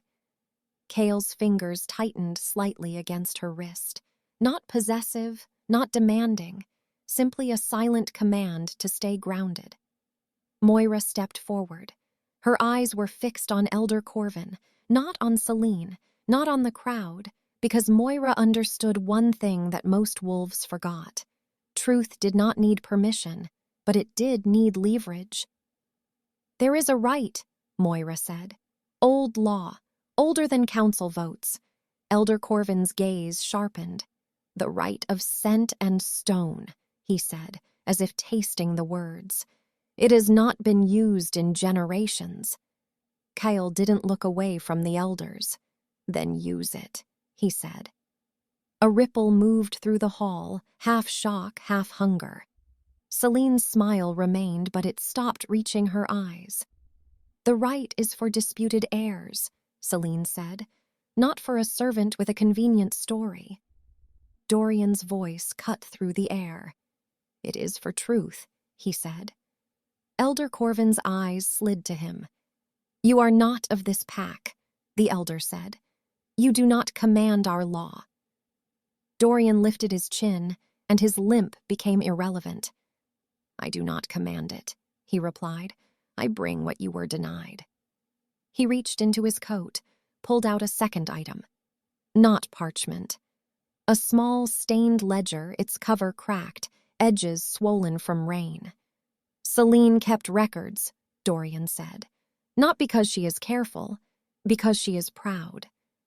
Celine's hand moved almost imperceptibly toward her hip, toward the place a ceremonial blade usually rested. Cale noticed. Rhys noticed. Moira noticed. Alara noticed most of all because she had lived with the quiet violence of Celine's hands for too long. Do not, Cale said, voice low. Celine froze. The entire hall leaned toward the ledger like starving wolves.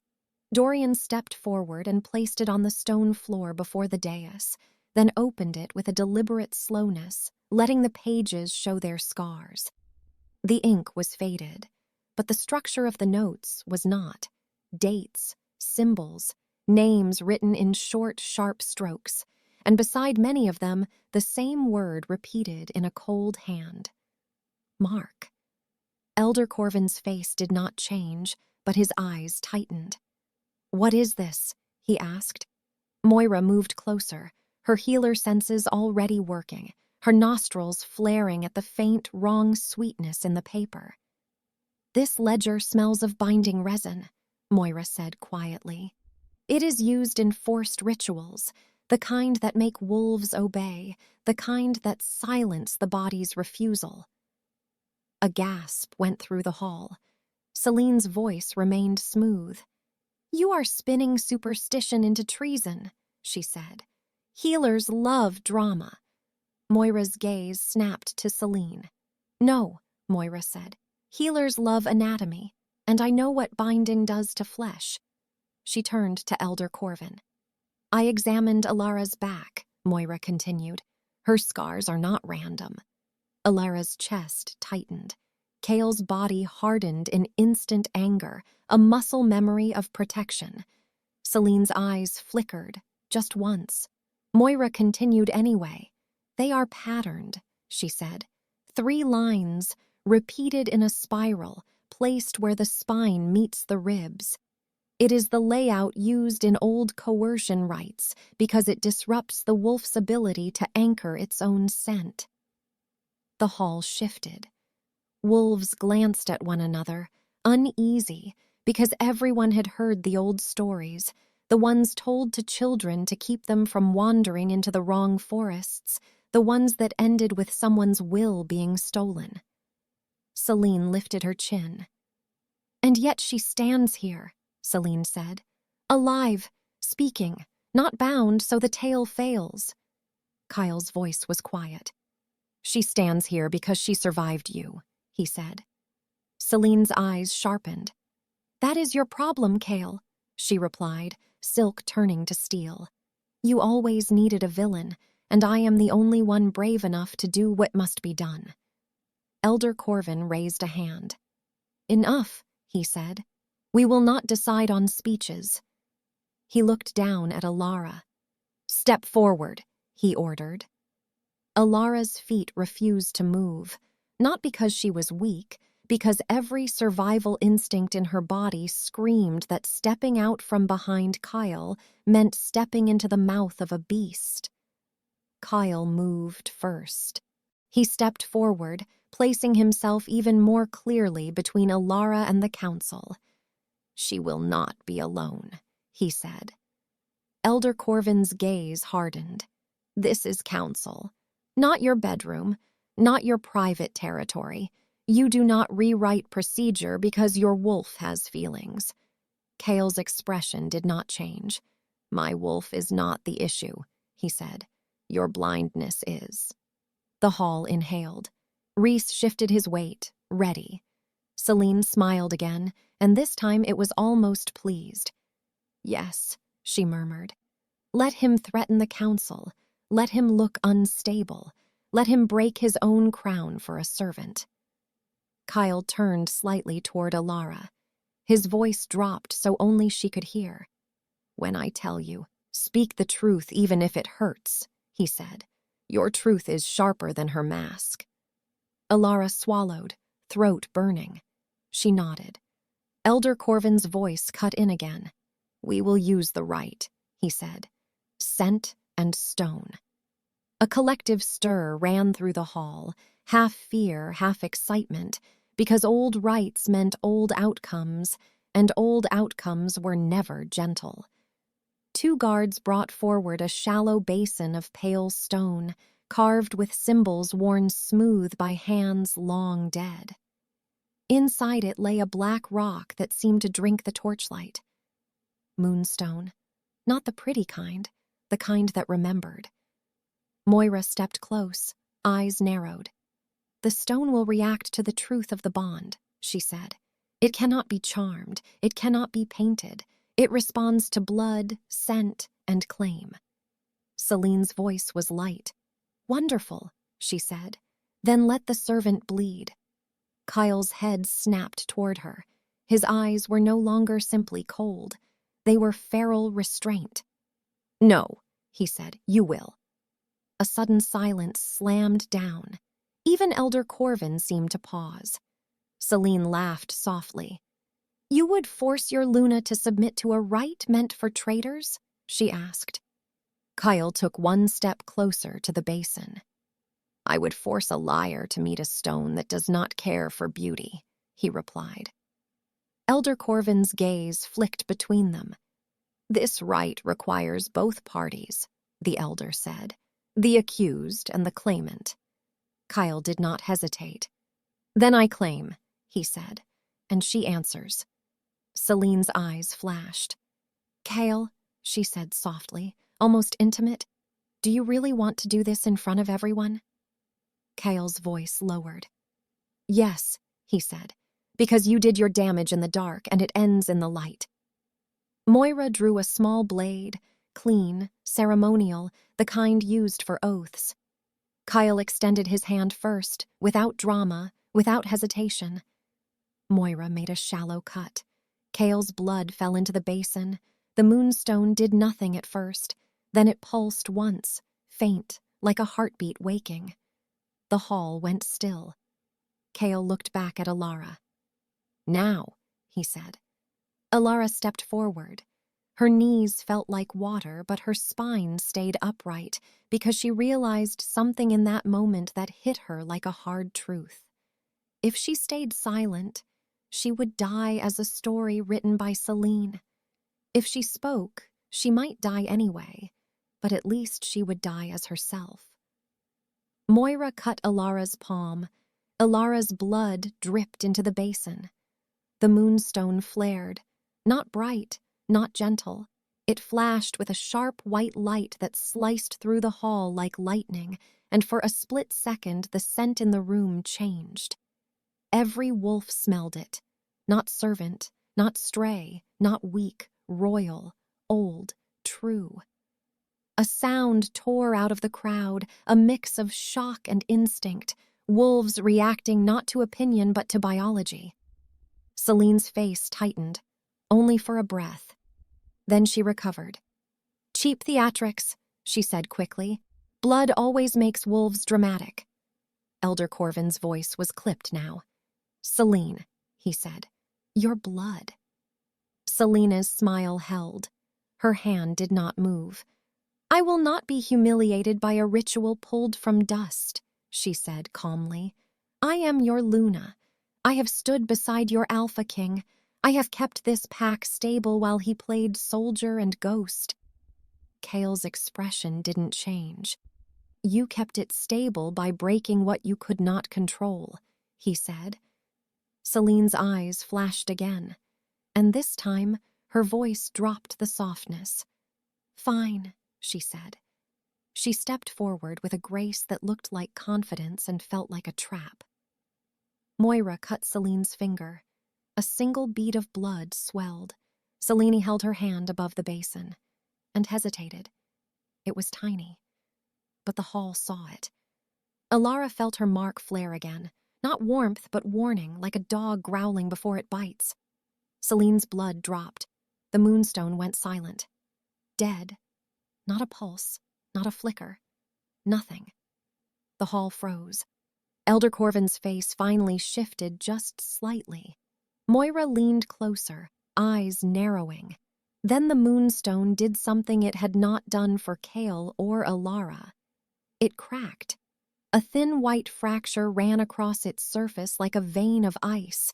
A collective gasp ripped through the room, because everyone knew what that meant. Not disputed, not complicated, rejected by the stone. Celine stared at the crack, then looked up fast, eyes sharp, mouth already forming a new lie. But the room had turned. Not fully, not safely, yet. Wolves did not like being fooled. They liked it even less when they realized they had celebrated the wrong woman. Elder Corvin's voice turned hard. "This suggests false claim," he said. "False Luna status, political manipulation." Celine's breath came shallow, and for the first time her mask did not return perfectly. "You cannot remove me," she snapped. "You think you can replace me with a servant and call it destiny? You will fracture this pack. You will invite war." Dorian stepped forward again, voice calm as a blade laid on a table. "War is already invited," he said. He turned and pointed toward the outer doors. "There are riders on your border," he continued. "Not Frostridge, not allies. Mercenaries with no crest, paid with silver and blood." Celine's head snapped toward him. "You do not know what you saw," she hissed. Dorian's gaze did not waver. "I saw their leader," he said, "and I recognized his scent." He looked at Celine. "It is the same scent that clung to your cloak the night you fled Frostridge," he said. "The same scent as the binding resin in your ledger." Celine's lips parted. A flicker of something dangerous crossed her face. Then she smiled, and the smile was wrong. Not pretty, not social, predatory. "You are all so eager for a clean villain," Celine said softly. "So eager for a story where the Alpha King rescues the poor girl and becomes a hero." She took one slow step back, her gaze locked on Alara. "And you," Celine whispered, "you still do not understand what you are." Alara's mark burned like a warning bell. Kyle's body moved before thought. He stepped in front of her again. Celine's voice dropped to a hiss. "You think the stone protects you?" she said. "Stones crack, crowns fall, and bonds can be broken." Then she lifted her hand, and for the first time, the room saw what she had been hiding beneath silk and perfume. A thin, dark ring on her finger. Not jewelry, a seal. It pulsed once, faintly, and somewhere far outside the hall, beyond stone walls, beyond torches, beyond law, a horn sounded. One long blast, then another. The sound of the border, the sound of trouble arriving. Rhys turned sharply toward the doors. Moira's eyes went wide. Elder Corvin's hand tightened on the dais. Kale's voice was low, violent control. "Celine," he said, "what did you do?" Celine's smile widened. "I ensured," she said softly, "that if I fall, you fall with me." End of Chapter 6 cliffhanger. The rite proves Alara's bond as true and rejects Celine so violently the moonstone cracks. But Celine reveals a hidden seal tied to mercenaries at the border, and the warning horns sound, forcing Kale to choose between finishing the trial or facing the attack she set in motion. Chapter 7. The Horn and the Stone. The horn sounded again, closer. Not louder, but nearer, like the warning had finally crossed the walls and stepped into the castle's throat. The great hall did not panic. It rearranged itself into survival. Chairs scraped, steel whispered out of sheaths, Guards shifted into formation without being told because old halls remembered old wars. Elder Corvin rose, eyes hard. "Seal the hall!" Iron bars slid into place at the main doors. The sound was thin compared to the pressure that settled in the room, primal and political at once. Céline stood near the basin, silver gown untouched by fear, the dark ring on her finger pulsing like a heartbeat that did not belong to her. Cale moved in front of Alara without thinking. Alara's mark burned, not warm, not gentle, a warning flare that made her bones feel too small for her skin. Rhys turned his head sharply toward the corridor. "They're at the outer gate," he said. Moira's nostrils flared. "This is not a raid," she murmured. "It's a retrieval." Céline smiled. "You see," she said softly, "you can prove anything with stones and still lose it to steel." Kyle's voice came out low. "You hired them." Céline's gaze stayed bright. "I ensured that if I fell," she replied, "you would have no time to celebrate it." Elder Corvin's hand lifted. "Céline Marrow, you will be restrained until this hall is secured." Council guards stepped forward. Céline did not retreat. She raised her hand slightly, letting the ring catch torchlight. Alara's mark screamed. A pull yanked at her ribs, dragging her attention towards Céline like a hook under skin. Cale's fingers closed around Alara's wrist, firm, grounding. "Look at me," he ordered. Alara forced her eyes to his. Her breath came shallow, then steadied, because his voice was a wall and she was tired of falling. Céline's smile sharpened. "You think you can anchor her," she whispered. "I built the leash." Moira stepped in, blade already in hand. "Healer law," Moira said, voice tight. "She is trying to tamper with the right." Céline's gaze flicked to the cracked moonstone, then back to Alara, and Alara understood with sick clarity. The horns were distraction. Céline's real goal was not the border, it was her. Céline moved fast, not toward escape, toward Alara. Her fingers reached for the mark. Cale moved faster. He caught Céline's wrist, gripping her by the ring, twisting just enough to force the band toward the basin. Céline's eyes widened for the first time, not fear, calculation breaking. "Moira!" Kyle snapped. Moira cut her own palm without hesitation and let her blood fall into the basin. The moonstone flared. A sharp white light sliced across Céline's ring. The band shuddered, then cracked. A thin fracture split the dark metal like ice breaking on a river. Céline screamed, not pain, rage. The pressure in Alara's ribs released in a sudden drop, like someone had taken their hand off her throat. Céline ripped her hand free and stumbled back, eyes wild. "If I cannot hold her," she hissed, "then no one will." She flicked a pinch of dark dust from her sleeve. Moira lunged and took it on her cloak. The fabric smoked, binding resin, concentrated. Cale's control snapped into something colder. He slammed Céline back against the stone pillar beside the dais, pinning her with his forearm. Rhys barked orders at the guards. The hall finally moved, not in debate, in decision. Council guards surged and seized Céline, wrenching her arms behind her. Céline fought like a knife in silk, but the room had turned against her. Wolves did not forgive being fooled. Elder Corvin's voice cut clean. "Take her to the lower cells. Triple bind. No perfumes. No healer herbs. Bare stone."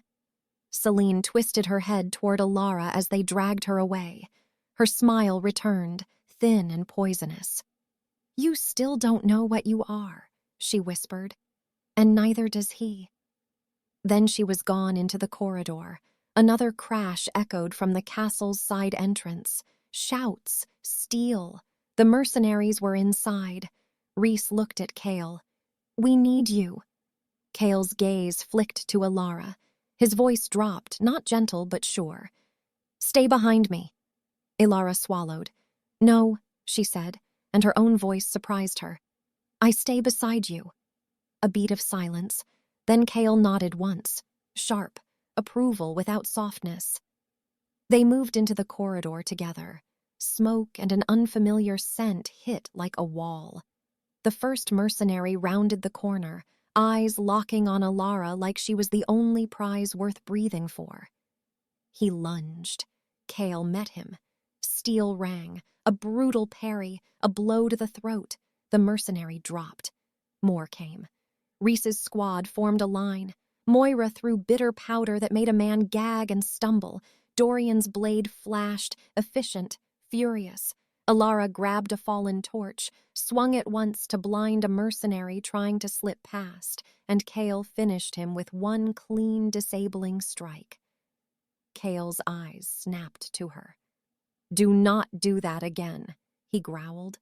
Alara coughed smoke, eyes burning. "Then stop leaving openings," she shot back. For the first time, Reese's mouth twitched. Not a smile, a crack in tension. The horns shifted outside. One long blast, then silence, retreat. The corridor eased by degrees, mercenaries dragging their wounded back toward the outer gate, because without Celine's seal, the castle's wards were biting again. Kyle exhaled once, slow. He kept his hand on Alara's wrist. Not to claim. To anchor. Elder Corvin's voice echoed from the hall behind them. "This ends tonight." Kyle didn't look back. His voice dropped only for Alara. "When the last blade leaves this castle," he said, "you tell me everything she did." Alara's throat tightened, heat rising behind her eyes that she refused to spill.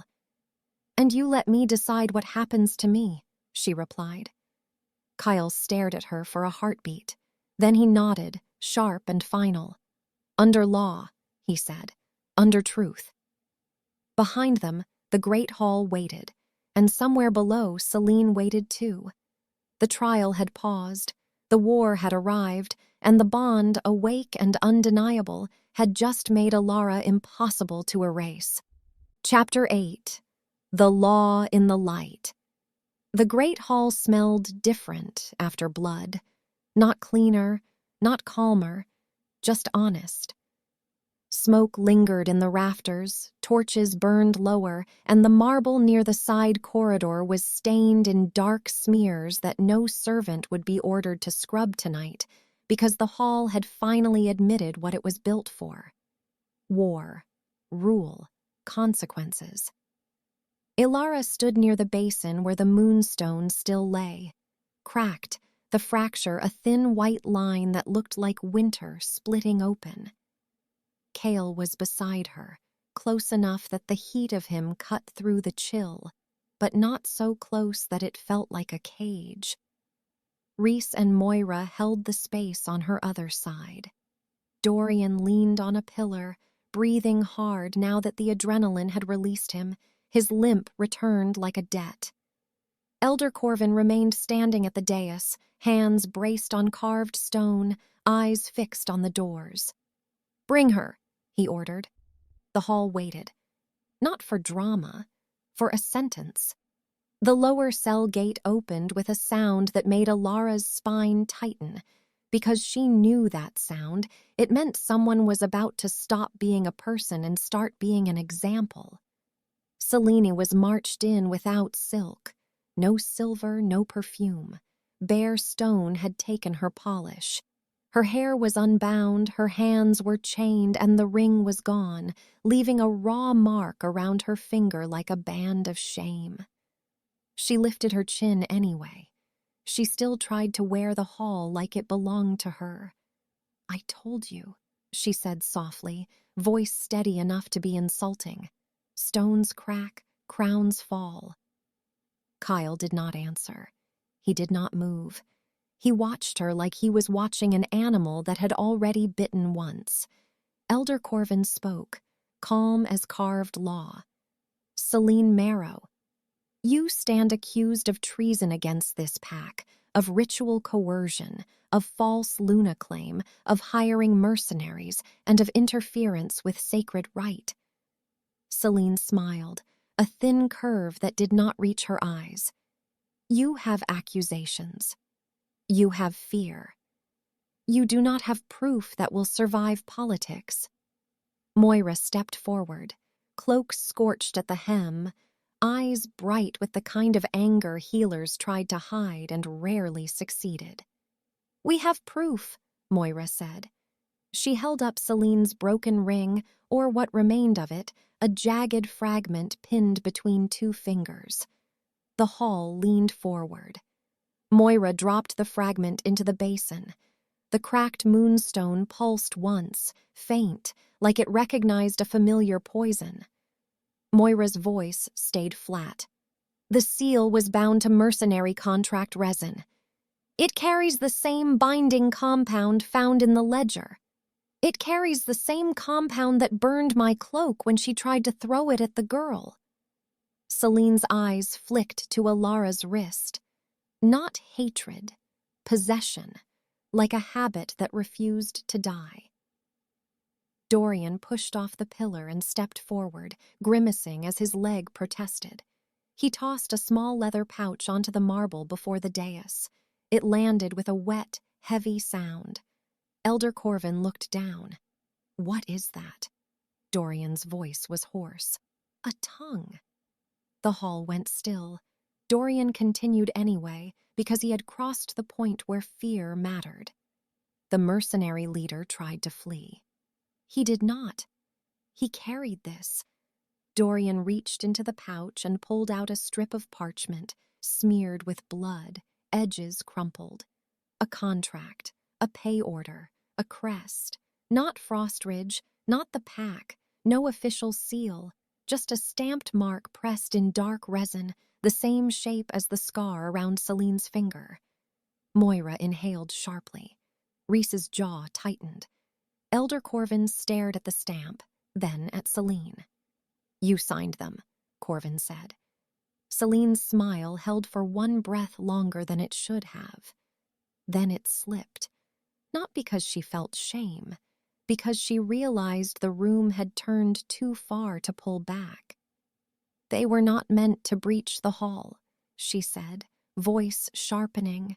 "They were meant to remind you all what happens when you worship old rites and forget the living world." Kyle finally spoke. His voice was quiet. "You tried to take her." Celine's gaze moved to him. "You would have taken her anyway," she replied.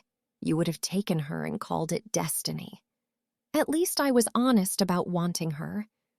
The hall reacted like a single beast, an ugly ripple of anger and disgust. Corvin's hand lifted. "Enough!" His eyes turned to Alara. "Step forward." Alara's feet tightened against the marble. Every instinct screamed to stay behind Kyle. Kyle shifted, not blocking her, not pushing her, simply making space. A choice. Alara took one slow step, then another. She felt every gaze.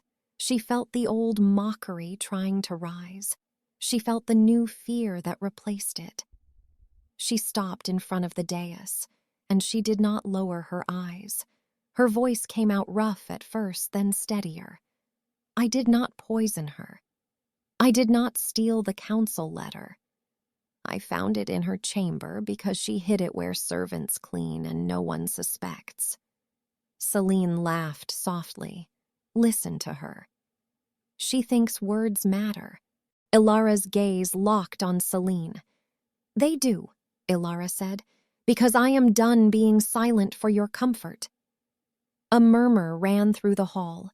Kyle did not move, but Alara felt his attention tighten, not possessive, protective, like a blade turning toward a threat. Ilara lifted her wrist. The mark pulsed, dull and awake. "I did not ask for this. I did not understand it. But I know what you did to me." Her throat tightened, not from fear, from memory. And then she spoke it, because the truth was the only weapon she had that Selene could not steal. She beat me when no one watched. She punished me when I spoke. She kept me small. She told me I was nothing, so I would never ask what I was. Selene's eyes flashed. "You were nothing," she snapped. Ilara's voice did not rise. "That is the lie," she replied. Dorian's gaze sharpened on Ilara, and something in his face moved, old regret breaking through. "You remember," he said quietly. Ilara looked at him. "I remember enough," she answered. "Not names, not places." But then she looked back to the dais. "And I remember the smell of snow on pine, and a crest pressed into cloth, and men shouting in a language I did not understand." She swallowed. "And I remember her hands." Selene's lips curled. "You think this makes you important. It makes you useful," she said. "Blood always makes people greedy." Elder Corvin's eyes turned colder. "You were taken from Allied territory," Corvin said to Ilara. "You are, by treaty, a political matter." Ilara's chest tightened. She had expected fear. She had not expected to be called a matter. Cale's voice cut in. "She is not a weapon," he said. Corvin looked at him, calm and cruel in the way old law could be. "Everything in this hall is a weapon, Alpha King." "That is why it exists." Cale's jaw flexed. Ilara inhaled slowly. Then she did the thing that finally made the room truly quiet. She chose. "If Frostridge claims me," Ilara said, voice steady, "then I will hear them. If this pack claims me," she continued, lifting her wrist slightly, "then I will hear them too. But no one owns me because I bleed." A ripple moved through the wolves, not laughter this time. Recognition, fear, because a person saying that in a hall like this meant the world was shifting. Ilara looked at Corvin. "You will decide Selene's sentence under your law," she said. "And you will decide what you do with treaties. But you will not decide who I become." Cale's gaze locked on her. Not soft, respectful, like she had finally stepped into the shape of herself. Elder Corvin's voice came slow. "Then speak your wish." Ilara swallowed. Her hands trembled once, then steadied. "I want my name returned. I want proof of who I was, and I want to choose where I stand after that." She glanced at Dorian. "If Frostridge has records, I will see them." She looked at Kyle. "And if the bond is true," she said, quieter now, "it will still be true after I breathe without chains." Cale's throat worked once. He nodded, sharp, a promise that did not try to sound like romance. "A council decision," Corvin said, eyes narrowing, "will be required." Kyle spoke before Corvin could turn the moment into a leash. "Then decide," Cale said. Corvin looked at Selene. The hall looked at Selene, and Selene for the first time seemed to understand something simple and brutal. Beauty did not protect her here, only law did. Corvin's voice turned iron. "Selene Marrow, by the right, you are rejected. By proof, you are guilty. By treaty, you belong first to Frostridge, where your crimes began." A sharp intake of breath. Not relief, shock, because exile and extradition were rare, and they meant the council had chosen stability over spectacle. Selene's smile tried to return. "You will hand me to them," she said, voice almost amused. "You think that ends this?" Corvin's gaze did not change. "It ends your ability to hide behind our hall." He lifted his hand. "Reese, escort her to the border. Bind her in iron. No resin. No rings. No soft cloth." Selene's eyes snapped to Cale. "You think you can keep her," she hissed. "You think you can choose her and not bleed." Cale stepped forward one pace. His voice was quiet enough to feel like a blade close to skin. "I will bleed," he said, "and I will still choose truth." Celine's gaze flicked to Alara one last time. It was not triumph now, it was spite. "You will learn," Celine whispered. "Every crown is a cage." Rhys dragged her away. The hall did not cheer. No one celebrated. They simply watched a chapter close because wolves respected endings when the endings were earned. When Selene disappeared through the side corridor, the great hall exhaled for the first time in what felt like a century. Elder Corvin turned back to Cale, then to Alara. "Frostridge will arrive," Corvin said. "An envoy will confirm identity. A treaty will be drafted. Until then, she remains under council protection." Cale's eyes narrowed. "And under mine," he said. Corvin's gaze sharpened. "Do not confuse protection with possession." Kyle's voice stayed even. "I do not." Alara spoke before the men could turn her into a clause. "I will stay," she said, "for now. But I will not be hidden again." Corvin studied her for a long moment. Then he nodded once, a gesture that was not kindness, but acknowledgement. So be it. The horns outside had stopped. The castle was quieter, not safe, but breathing. Kyle turned to Alara, his hand lifting slightly, stopping before touch. "A question." Alara looked at him. Then she placed her hand in his, because she chose it, not because law demanded it. His grip closed around her fingers, steady and warm. The mark on her wrist pulsed. Not lightning, not pain, a low, constant certainty. Moira watched them, then looked away, as if giving them a private moment without pretending the world would stop spinning for it. Dorian bowed, small and stiff. "I will go with Rhys," he said. "I will see her delivered. And I will bring back what Frostridge has on you," he added to Alara, voice quieter. "Records, names, a past." Alara nodded once. Rhys hesitated at the edge of the corridor, then glanced back at Cale. "The border," he said. Cale nodded. "Go." Rhys left. Dorian followed. The hall thinned as guards returned to their posts. Elders retreated into whispers, and the court, now chastened, remembered how to be silent again. Kyle remained. Alara remained. The moonstone still lay cracked in its basin, holding the fracture like a scar that proved something had been broken and could not be neatly repaired. Cale's voice dropped, only for her. "You asked to decide your own fate," he said. "You will." Alara's throat tightened. "And you," she replied, "will let me."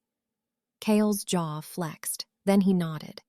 "Under law," he said, "under truth." Alara looked around the hall that had swallowed her for years. For the first time, it did not feel like a tomb. It felt like a place where something old had been forced to remember why it existed.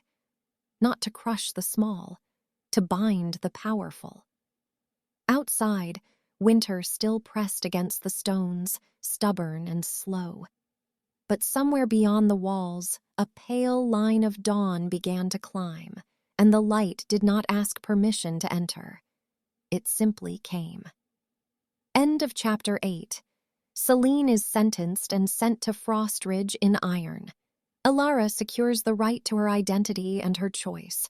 Kyle accepts the political cost and the council's terms. The bond remains true, but it becomes a promise that waits, not a chain that closes.